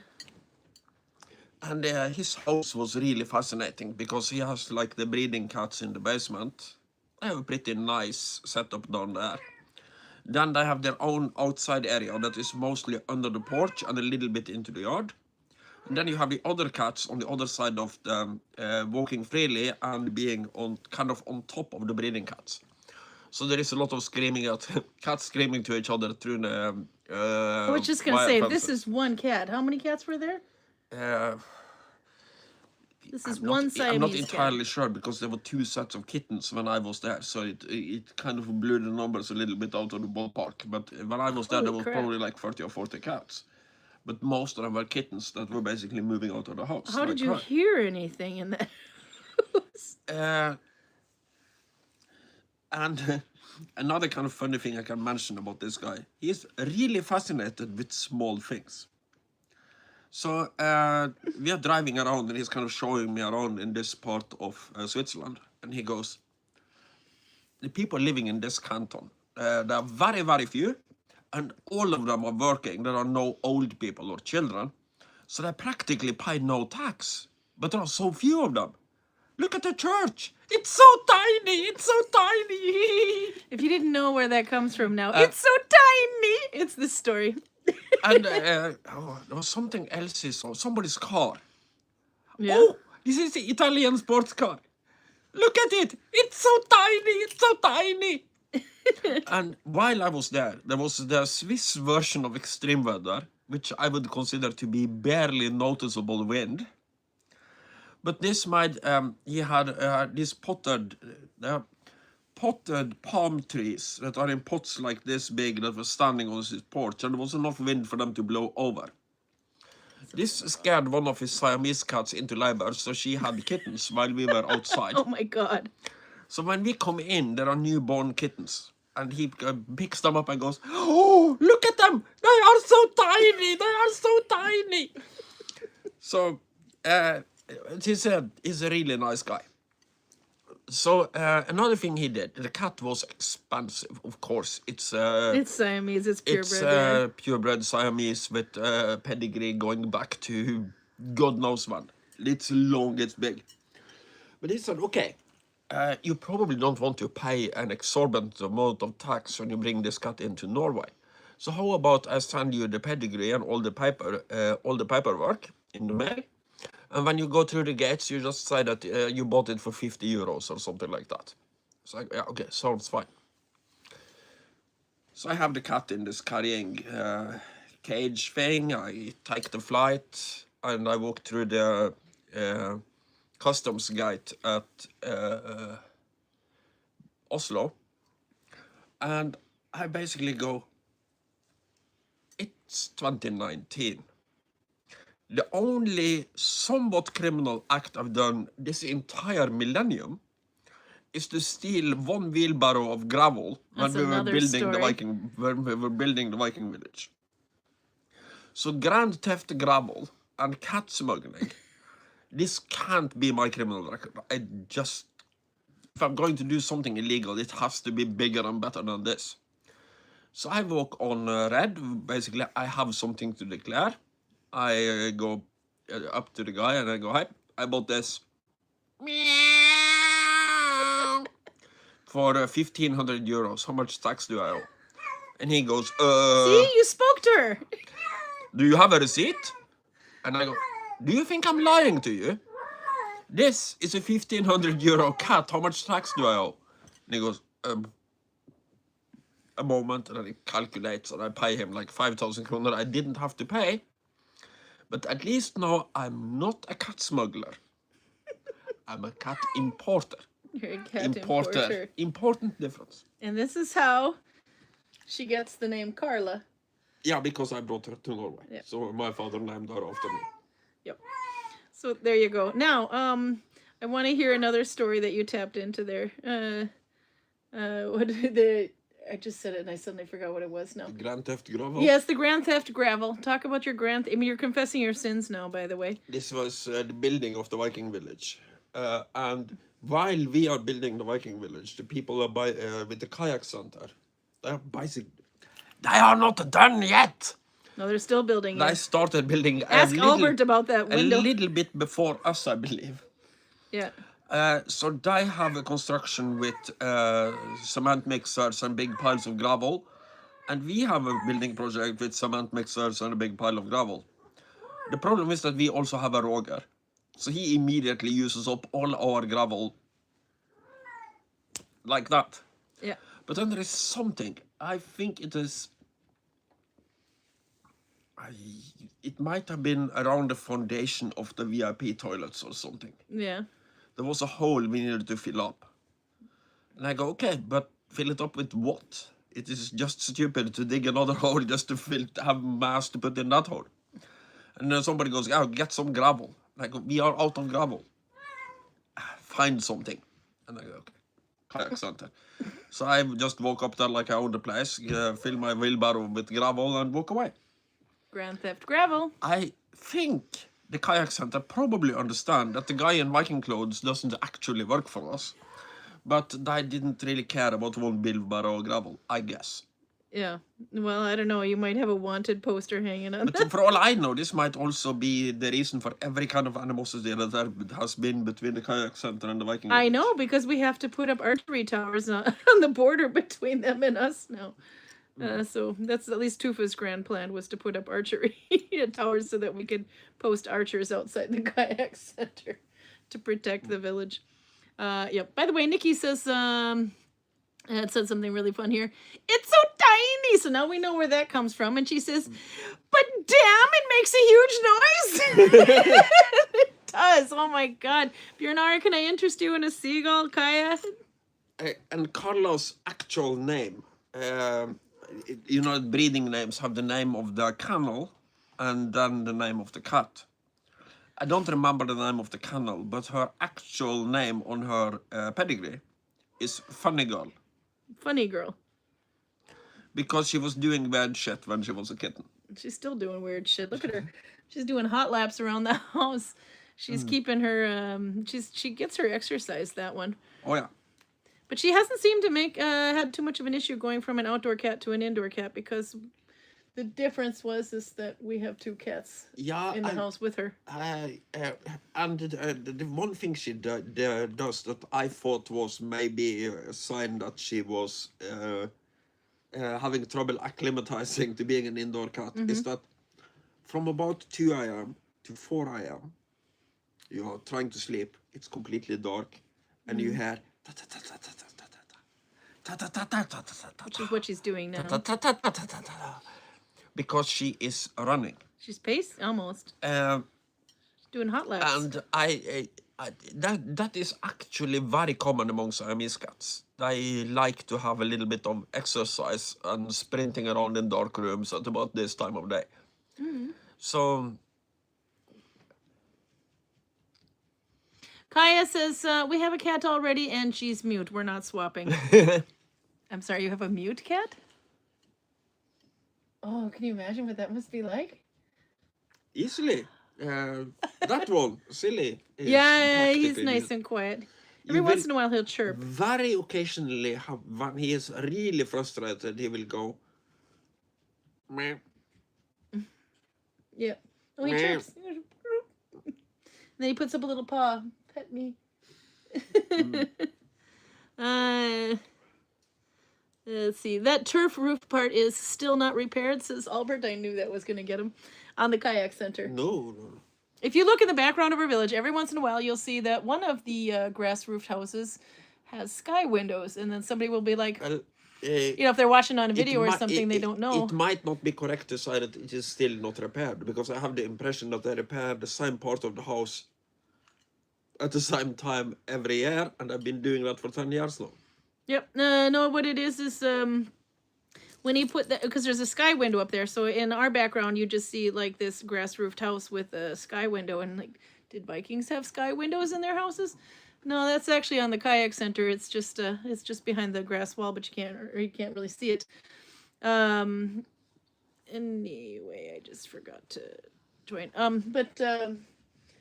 Thing with that one is when they put the turf in, the turf, it will slide down as it rains. It will get heavy and it will slide down unless you have like a shelf for it to be, so it won't slide down more than a certain amount anyway, as you're waiting for the roots to kind of grow in together, etc. But so when they first put it up, of course we got some heavy rain, and then it slid down. So all at the bottom of the roof is all this turf, a big massive turf. There's nothing up by the top where the lights are. You would think that they should be able to fix that in a Well, they started to fix it. They went up on top there, and they were kind of scooping it out of the way and everything. So now it's stacked up on this side and on this side, and then it's been like that for 4 years. Mm-hmm. It hasn't gotten any further than that. Oh, Lucas is here. Hey, Lucas. Joutseno stitch. Getting closer to done. The next week is a new stitch. PJ says, whoops, back I was closing a few tabs and accidentally closed YouTube. You missed it. It was so tiny. And we're not talking about the ocarinas over here. We're talking about the cat. I just noticed the ocarinas. They're in every picture. I did have to bring him back. And the bullock stagger, one with a split shaft. Nolvia says there's giant hamster wheels for cats now. Laugh out loud. We could get one of those. You want to play with your shaft? No, that's not the one with the broken shaft. Is it? No. This is that's the good one. They're replaced with, yeah. Kudos to that company. Cult of Cthulhu? What is it called? What is the name of that company you bought those from? Cult of Athena. Yeah, close enough. Cult of Cthulhu probably wouldn't give you products you would like. Could you imagine a female Cthulhu? Cthulhu. Anyway, Max says, yesterday morning I heard a red tail. It's a symbolic sign of my sister wishing me good luck for going to work. Wishing me luck for going to work. Aw, that's sweet.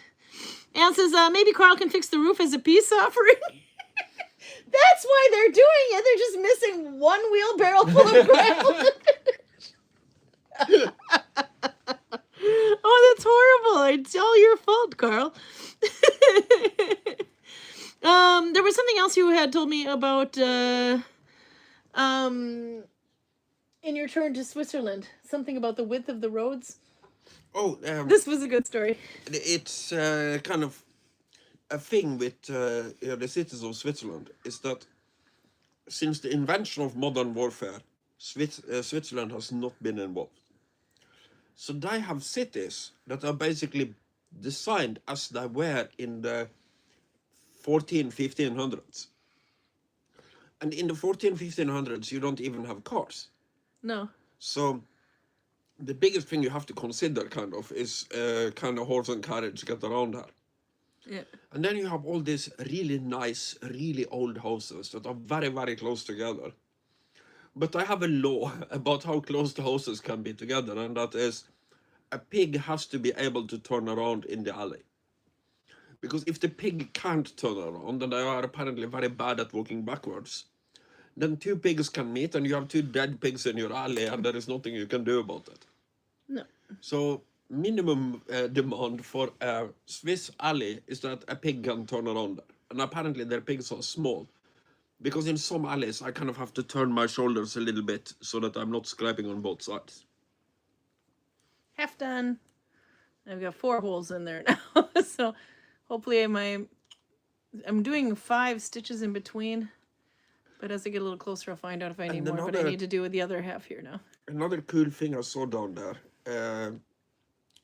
It's one of the oldest clocks in the world. Oh. It's they're not using the 12-hour disc. They're using a 24-hour disc.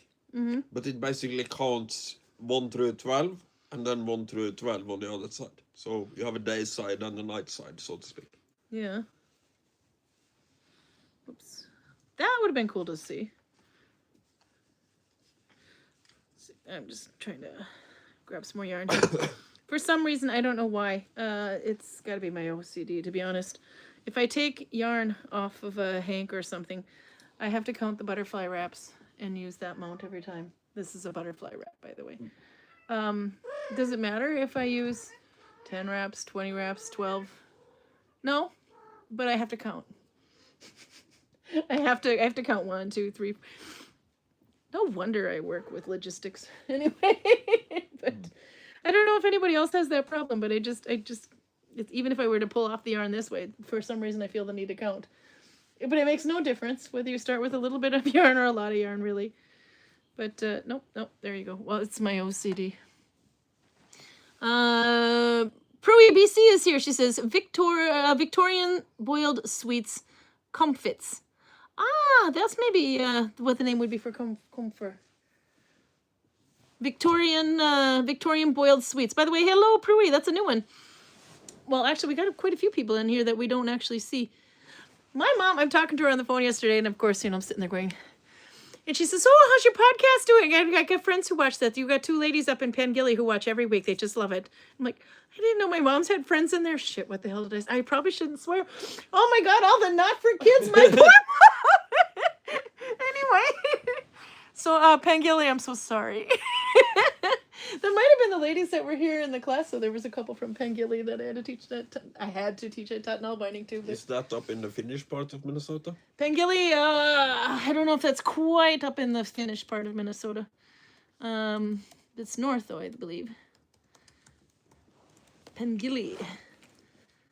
It is. Show me a map real quick. It's very small anyway. Pangillion is an unincorporated community in eastern Itasca County. Oh, it's actually further south.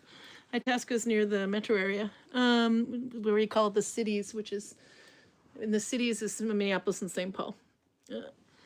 let's see, because most of Minnesota congregated in two areas. They either congregated by the cities or up north in Duluth area. Located in northern part of the state. What the hell? Where is Itasca County? I'm thinking of Itasca, the city. For fuck's sake, it is actually north of us. Okay, don't listen to anything. I have not lived in the state long enough, apparently. No, Pengilly is actually not too far from Duluth. As you can see, there's Duluth on the map, and Pengilly's right there. We drove. I have to show Carl. Let's see. We'll turn it this way so we can all see together where Pengilly is. There's a lot to be said about it on Wikipedia. That's pretty much all of it. Now this is Duluth. Minneapolis, St. Paul's down here. Pengilly is only this far. So Carl actually rode with me. Duluth is like a really long city. You can go like that. And then you have Superior, Wisconsin here. So if you want to drink later or get cheaper taxes on your alcohol and cigarettes, that's where you go. If you want cheaper tax on food and clothing, which is basically none, then you go over here. If you want anything cheaper from Canada, you go here. Is anything cheaper in Canada? Nope, that's why they all come down here. Okay, anyway. But Duluth is a really long city. It's up to about 40 miles long, I think, anyway, and it can get up to a mile thin. As little as a mile thin, anyway. It kind of goes like this. But we drove all the way up here. This is Eveleth, by the way, or this part is the Finlander part of up on the range where we get all the mining. But you did see some of the mining over here, anyway, when we went up a bit. And you saw, you were actually, I was saying we don't have mountains, we have really big hills. And you said, actually, no, by Norwegian standards, that is a mountain. Yeah, at least southern Norwegian standards. Southern Norwegian standards, yeah. It's a lot of rock. Kajan would call it a mountain. Yeah, so there's Pengilly over here. Pengilly, let's see what it says. It's an unincorporated community in eastern Itasca County, Minnesota, United States. Located in the northern part of the state, the community lies in the Iron Range region. Oh, they're up from the range. The range. Yeah. You have to say it like that. Finnish part. The Finnish part, yeah.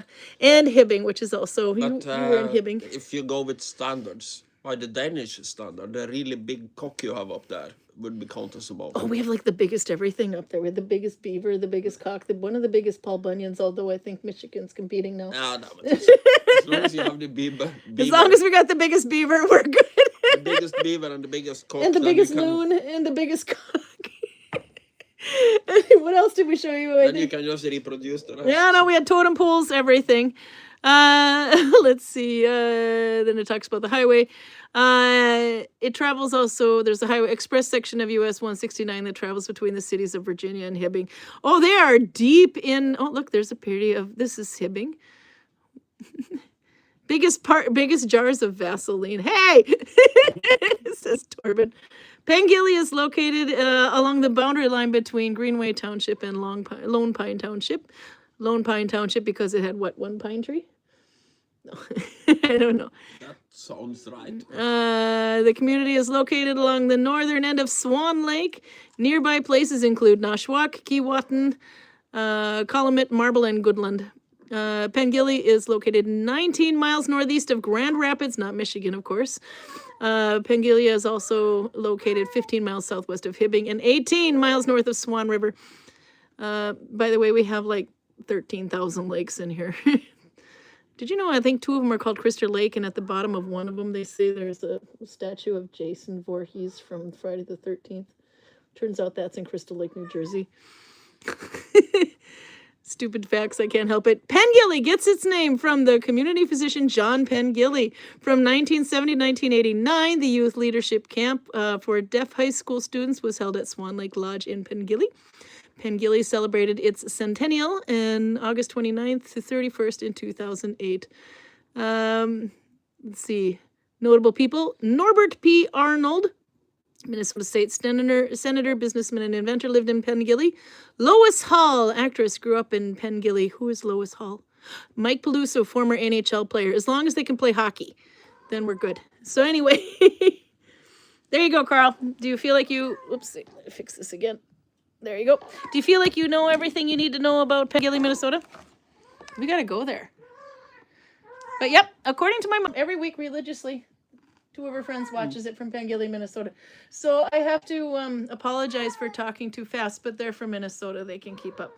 The rest of the world can't. But also am on please don't tell my mom how potty my mouth is. not for kids. No, but that's so cool to hear, though. I didn't know that, though. It was like one of those, the hidden ones. If they don't say anything in chat, we don't know that they're there. But we see the numbers, so we know they're coming in from somewhere. But yeah, there were a couple ladies here from Pengilly, though, when we had Nalbinding, I think last summer or 2 summers ago. Sometimes, Warren, you don't know how dirty your mouth is. I got you to talk about the biggest beaver and the biggest cock, and you didn't even flinch. Oh, you think I didn't? No, it's just that I've come from a place with the biggest cock and the biggest beaver. And this is just like, and.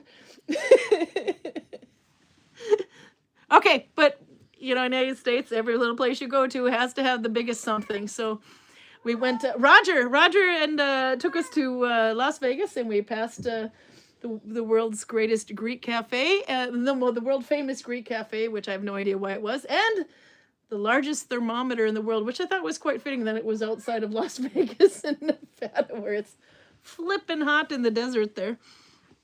Anyway, so there you go there. And then what was it? National Lampoon's Vacation. They're talking about the world's largest ball of string. I don't know where that was, but I got to see it. I'm sure you have it somewhere. Oh, we definitely, yeah. No. But the biggest beaver and the biggest cock, yep. And Paul Bunyan. There was a discussion, though. I was listening to Charlie Barron's talking about in Minnesota, they were saying that they had, one of them was saying that they had the largest Paul Bunyan statue, and he's like, oh, no, I don't know about that. They might have that in Wisconsin, don't you? Or maybe it's in Grand Rapids, Michigan or something, but it's apparently a competition to see who can have the biggest Paul Bunyan. I really don't know. Biggest jars of Vaseline, says Torben. We're storing it on your farm. By the way, Max, getting out of needle binding, says, I'm making the Russian 2+2+2 mittens in a traditional Finnish style in a square-shaped top. Oh, that'll be so cool. That's a lot of work, though. What was it? We were doing Dalby last week, which is Finnish 1+1+1. So now if you double all those loops, then you have what he's doing. Finnish Russian 2+2+2. You heard it here first. Both Russia and parts of Sweden belong to Finland. Nope, actually, it's just the name of the family has absolutely nothing to do with Finland or Russia. Okay. So it's just the way the stitches are made. I don't know how. Parts of Sweden, your family belongs to the Finnish. We do have the biggest cock, though. I'm so sorry. Don't tell my mom. I think they just want to see my mom's quilting. Does the biggest cock and the biggest beaver get along? I'm not sure, but Torben wrote the biggest jars of Vaseline, and then PJ immediately writes that, does it? I need to make cake. I don't know. It's just the way that it came up. Torben says, biggest jars of Vaseline, and PJ says that, does it? I need to make cake. And then Albert's like, ooh, what kind of cake, PJ? Please tell me this is not a Vaseline cake. PJ says, just got a strange message from a friend. I did some maps for her and her book, for her book. She sent them to her messenger, a week ago, and just had a message asking why I haven't sent them. That calls for cake. Albert, it will be raisin cake. I have flour, eggs, and raisin. I'm assuming she means raisin and not raising. So they're getting all excited about that. We're going on and on about Pengilly, and they're talking about raisin cake. The maps are right here in Messenger above her message asking me where they are. I'm glad I'm not the only one that has issues like this. Today I had an email saying, hey, did you send the December reports? And I'm like, 3 times now. I've sent those reports. But okay. Vaseline is very useful to keep slugs off your lettuce, says PJ. Would you eat the lettuce after you put Vaseline on it? No, I think you just put Vaseline on the slugs, so I can't claw. I could just see that picking up. Put a little Vaseline on there, put it back down next. Yeah, sounds easy enough. That's a lot of work. Torben says the world's largest thermometer. Oral thermometer or the other kind. In the latter case, you'll need some Vaseline. Roger, answer the question. I know Nolvia's in there. She can poke him and say, hey, inner thermometer. The PJ says the Vaseline goes on the pot, not on the lettuce. We're getting in big trouble over here. Let's see. How much else did I miss if I go further up? No, I think I got most of it. It's at like almost 9 o'clock now. We should probably go. Oh, but yeah, no, I'm good. Okay, so I've been sending, I think probably for the last 2 weeks. I don't know how I didn't know about this Charlie Barnes guy. And I think he's from Milwaukee, so he's Wisconsin. But anyway, he does like an Upper Midwest. Well, he's a comedian, but he does an Upper Midwest podcast too called Bellied Up, and he does this together with another guy that I see on all these reels from the You Betcha guy. And I think that one I don't know where the hell he's from. Minnesota, maybe he's from Chicago. I'm not really sure, but anyway. You Betcha is very Minnesota. Very Minnesotan, but Wisconsin and Michigan will take it too. So would Fargo. Oh, yeah. No, but anyhow, so I just realized yesterday that they had a podcast too after I've been watching their reels and sending them like left and right to Carl going, look at this one. And he's like, look at this one. Anyhow, I'm enjoying that podcast though. Anyway, so they have a podcast called Bellied Up. I saw there was over 252 episodes. I'm only on like week 3, but I'm enjoying every minute of it so far.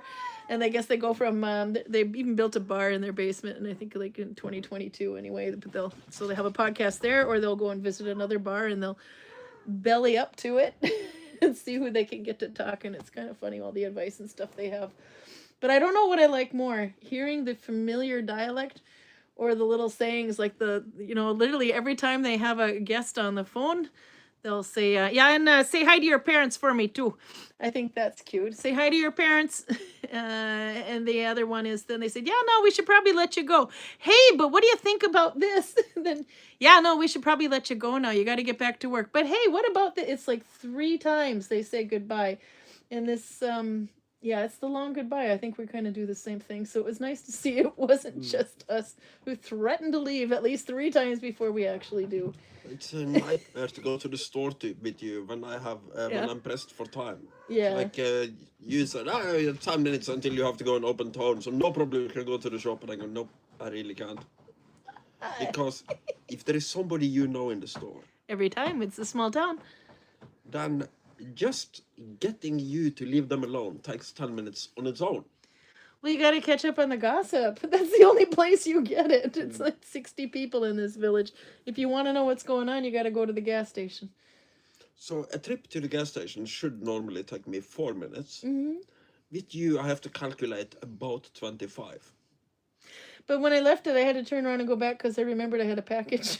Yes, because you distract yourself by talking about the weather, the traffic, the Freeman, the lack of Freeman, the lack of traffic, and... They want to know how many people we got in the village so they can plan their lunch rush. Oh, it's at the end of winter break right now, so there's more traffic. Yeah. If there was a way to predict tourism, I would be using it. There isn't. No, but you can kind of tell how many people they get through this store. Let's see, they're still going on about Vaseline. The slugs are smoother after the Vaseline, are much smoother after the Vaseline. I bet they would be.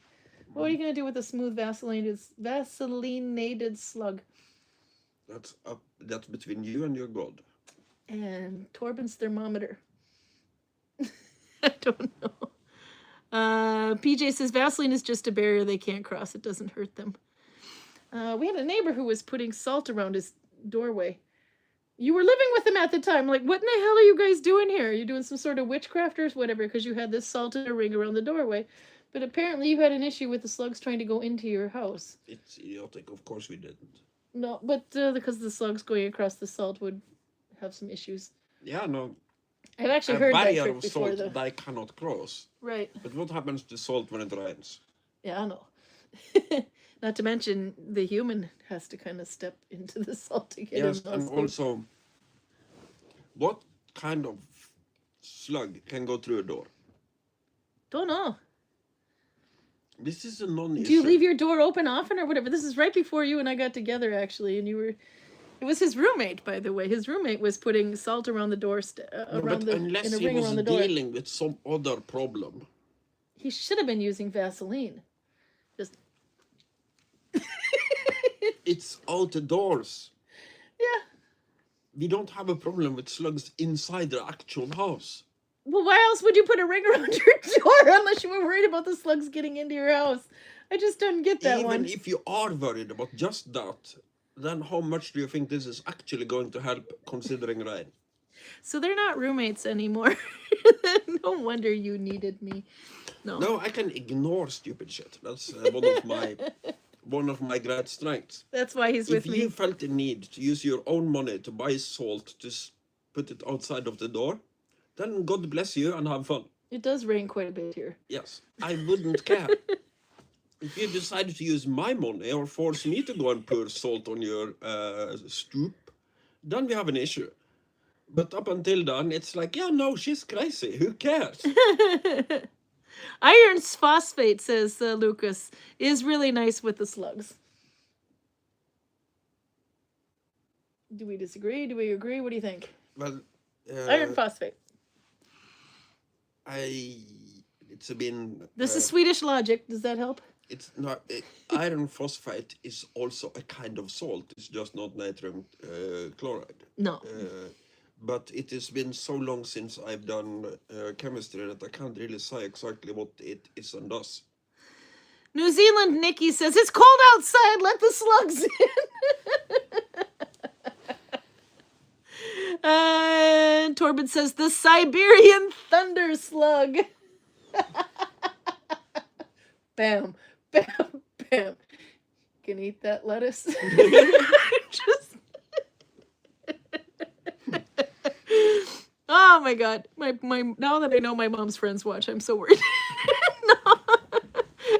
Tell my mom about the Siberian thunder slug. See what she does to combat it. Do you put Vaseline on your lettuce or some iron phosphate on your door? I don't know.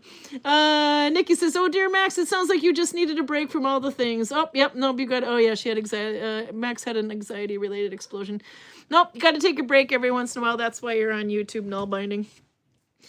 New Zealand summer is disappointing, says Nikki. Autumn is knocking on the door. Well, we have the same thing here now. Spring is starting to knock on the door because you know why? We saw the sun today. We're so excited. It was like, I tried to take a picture, but I couldn't look at the camera.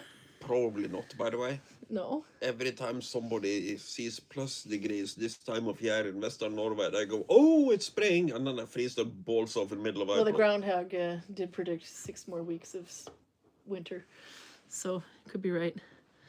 PJ says, I did try the salt barrier trick one year, but it rains too much in this country, as you were saying. Yep. And that's England. You can use salt to block animals inside. Yeah. One of my you can have some absolutely insane relatives. Oh yeah. Really didn't like ants.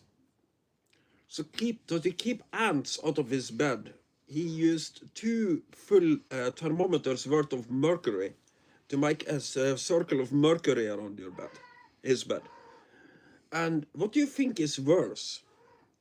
Having ants in your bed or having small mercury particles in your bed? I'm just looking up a video, but my internet is at the end of its data for, or my phone, whatever, is at the end of its data, so it might take a second to find it. But Albert reminded me of, it's avalanche season starting now, officially. When the sun starts hitting the mountains, then the snow starts to melt and fall, and same with the ice. How many avalanches have you seen so far, you who are outside more than I am during the day? I've seen one clearly, and I've heard 2 more. Yeah. Because we had unless they are enormously big, I don't really bother to look up anymore. I've been here for 10 years soon, and I have seen... I've seen some avalanches. Yep. Runa caught a speck. Actually, I think Remus was out fishing at the time, so he had caught a better... he caught the whole thing. He saw that... Runa saw that he was filming it, but... he didn't post it yet. At least Remus didn't. But so Runa thought, since Remus is filming it, I should film too. And if I can... There we go. I have to see this. So bear in mind, this is at the very end of it. There. So if we go to the beginning.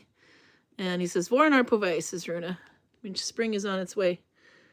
But yeah, this actually, it shoots out here, but it goes up, it's like way up here first. It falls down first and then it disappears and then it goes, but look how far that goes across the fjord.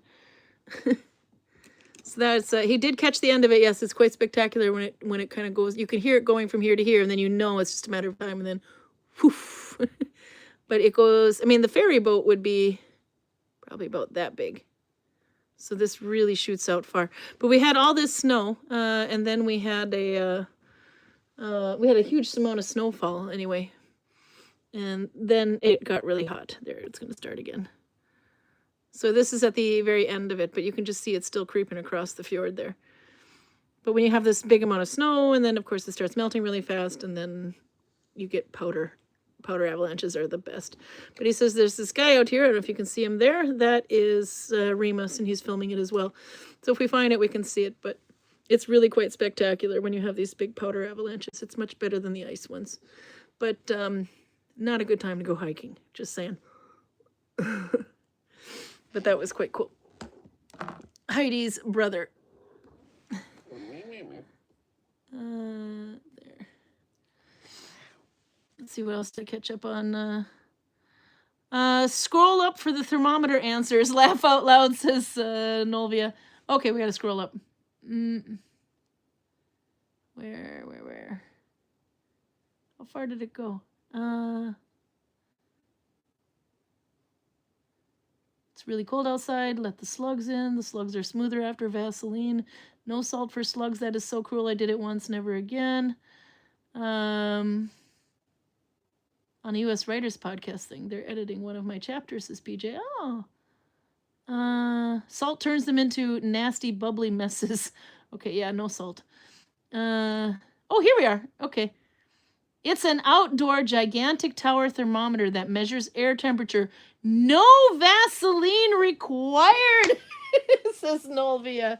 But I didn't know it was a building, actually. It's an outdoor gigantic tower thermometer that measures air temperature. No Vaseline required. There's a whole chunk I missed here, too. Then I will make my cake, says PJ, and I will find out why Marion can't see the maps. We used some green powder for the slugs, says Torben. A poison my father-in-law bought in 76. I think it's forbidden sometime around the 90s. But yeah, no Vaseline for the for the thermometer. I have images. I can't. There's, I gotta say, slugs is quite the interesting topic. Yeah, Albert was asking how did the avalanche go, but that's the one you probably heard, Carl, or because I noticed he took that from the fjord side of the village. Yeah, that one should make some pretty good thunderous sounds. Especially because you can hear it fall twice. It falls down from like one ledge to another and then it shoots out there. Yeah. Sandy says, I felt bad and cried and I put the salt on a slug because I didn't believe the person telling me about it. Whoops. Torben says, we saw a big avalanche the other day. It was just on the wrong side of the fjord, so we didn't call the rescue teams. Okay, well, that's good then. That means that either there lives no people on the other side of the fjord, or they don't care about the people living on the other side of the fjord. Yeah, maybe. Kaya says, ooh, avalanches are cool. Oh, a nice cat is here. The nice cat is here. Yeah, you said. Oh, yeah, there he was. You found the nice one. Oops, wait. I know how to work a gimbal. This way. Ta-da, there he is. I think they're all nice, but this one is the one that is universally accepted to be nice. He's the nice one. Oops, there goes the gimbal. Let's see, we can try to fix this again. Oh, there are plenty of people there. He says, Torben, by the way, where the avalanches, do they just not like, is that where the Hatfields or the McCoys live or something if they don't go out there? Too many, he says. So that's what it is. It's a culling. But Torben, I don't know, does your part of, how bad are avalanches in your part of Norway? Because where we get them here, for example, it would have to be something cinematic in order to get to the village. To get to the village, yes. And to get to us, yes. Yes, because we have actually, it goes down behind the house and then goes up. But if we are anywhere in between those 2 points, like here and the village, yeah, those 3 kilometers. Oh, yeah, no, that's pretty bad. It is maybe maybe a few areas that are kind of safe-ish. Every year there's a couple of boulders that hit the road between us and there, and it's a 40-minute walk to the village if we're slow. If you're walking like a penguin. But it's about a 5-minute drive. But it's not the ones that Maybe hit the 2. roads that I'm worried about. Which it's ones the are you one worried that about? goes straight over the road and land in the river. Oh, Because yeah. they would hit at about head height when you're walking on the road. Like that? More like ploof. Ploof. Are you going to go like, or just squish? No. Don't worry, you guys have a special fence. That's right, we do have a special fence, and maybe next week we can look at it. That's about all the view we have out here because it's like wall. But the special fence just goes from here and down to the area where the avalanches are. This is true. And but the fences they're like a trampoline. Have you ever seen how those things work? Yeah. Now, the reason I built the Big special fences that come out like and we this. mentioned this last year, Yeah. is that the mountain right across from us here looks a little bit pregnant. You want to explain that? How the guy was referring to? No, he said that he isn't worried about stones that are stacked like this. But when they start to be stacked like this, he starts to be a little bit worried. Because he's worried about... We haven't seen stones fall down. Well, a little bit of stone here and there, but no big avalanche there for a while. But it's falling underneath, or the mud, whatever, dirt, anything anyway. It's starting to slip underneath and push all these other stones up. So, I mean, we didn't see it too much from here anyway, but when he's sitting over at the gas station, because that's where you get all your news from anyway, and he's like, no, but look at it from here. It's looking a little bit pregnant. And you're like, oh, I never looked at it that way before, but now that you mention it, I'm going to walk real fast past that spot. But yeah, so the dirt slides under and starts lifting the land up, and then it's... And since that whole slope is just loose rock, it has the potential to be pretty interesting when it gives birth, so to speak. Yeah. Robert Reynolds says, Darwin's theory in action if they are building and living in an avalanche zone. Torben says, they get pretty big where he's at, by the way, in Hardanger. He said, this is my best season. I can't come into work today. The road is gone. Yeah, we've had that a few times. Well, not the road is gone, but this is a really big rock and the police guy won't let me through. I've had that maybe 3 times in the time I've lived in Gudvangen. Yeah. And once when I lived in Sogndal. Oh, in Sogndal even? Yes, I was living in Sogndal and was working in Hermansverk at the fylkesarkivet. And avalanche just kind of destroyed the road. So I'm kind of looking at, okay, bus routes, is there a way to drive around this? And I go, yeah, but I practically have to drive around via Oslo. Oh, God. So that's like a 5-hour detour just to get to Oslo. I called my boss and I says, okay, it looks like I can't come to work today. What am I expected to do? And he says, rent a helicopter. Oh, jeez. He was just kidding, obviously. Obviously. But we did have an avalanche takeout, not the ferry, but the ferry dock. And then they had some troubles getting in. It wasn't it wasn't the avalanche itself. It was the tidal wave it created when it hit the fjord. Yeah, that's true. Nolvia says, the world's tallest thermometer is a landmark in Baker. Thank you, Baker, California, not quite in Nevada. U.S., and it is a steel electric sign that commemorates the weather record of 134 degrees Fahrenheit, which, by the way, is 57 degrees Celsius from Wiki.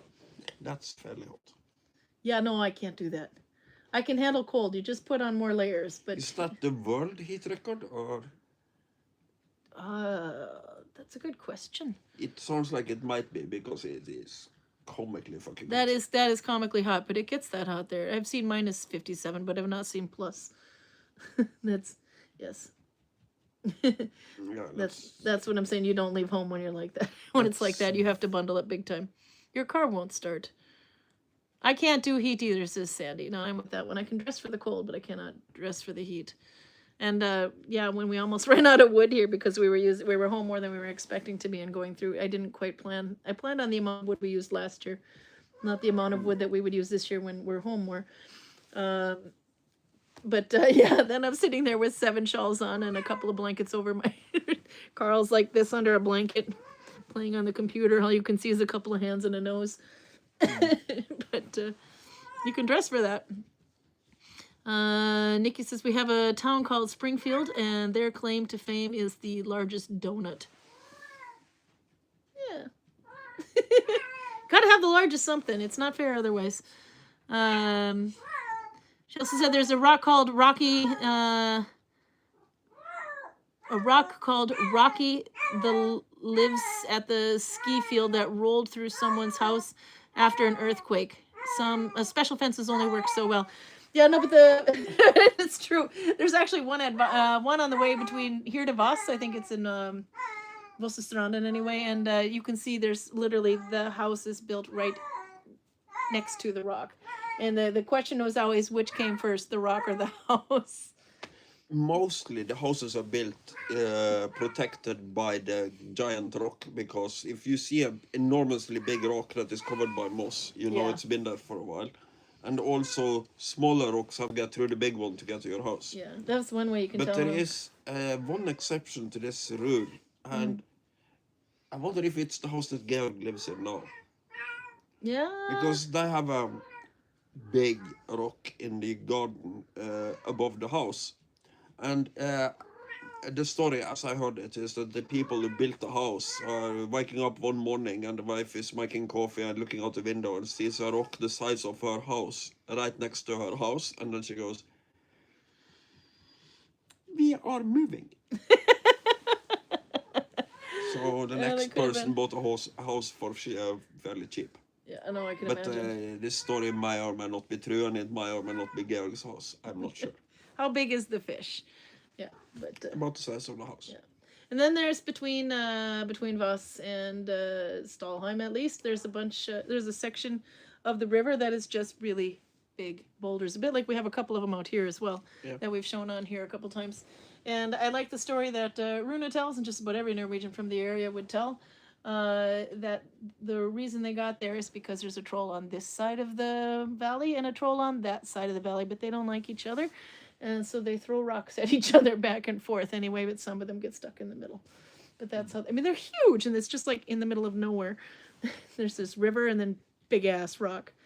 But how you can tell how active not a volcano, the avalanching of the area is, you were saying, one is there loose rocks and no trees. If you look at the rocks, there should be oxidation and moss on them. Yeah. If they have neither of those things, then try to smell the rock. And if the rock smells like somebody has just hit it with a hammer, you know the smell? Yeah. Then, yep, there's been an avalanche here, and very recently. And if the trees are sideways? Then there has either been an avalanche or, but you do want to check the roots of the tree, because if they are gone, then it's just ordinary forestry. But what knocks the trees over? It's not a rock. No, most of the time it's the shock wave. The wind that is being forced down. Which is the reason also some of the buildings are round. Well, the Fjordtel is round. I don't think you have any other round buildings around. No, that was a newer build though. Half of Odda is built on a gigantic avalanche delta, says Torben. I didn't know that. Right. Yeah. Now, anyway, I think we've done about 2 goodbyes, so we are probably due for our 3rd goodbye now. The nice one wants to snuggle. But next week, new Stitch of the Month, I will tell you what this one is. You can sit there and try to guess it between now and then. Go ahead, freeze frame, do what you want. This is the right way up. And we'll see how good you get. But yeah, you can pick out some yarn that's about this size, a little bit thicker, because this is, I pulled this out. This was, I had started making a cowl in this and finished 2 + 2, and then some of the cats started scratching at it and pulled out 3 or 4 loops. So instead of fixing it, I just ripped it up. So it's a little bit worn through, but stop it. Yeah, this thickness, I think. Anyway, so you can figure out what it's called, and then next week we'll learn it. Woohoo! And I'm going to make mittens. So I will show you how to make mittens if you want to pick out. We're going to do mittens from the bottom up. Simple ones. Okay, time to go. We will see you. Kaya says goodbye. Want a cat? Right. No. All right, see you next week. Trying to donate the cats, woman. Get her to shut up then. There she is. Say goodbye to Kaya and Bjornara. Bye. It's so tiny. And this one is bigger.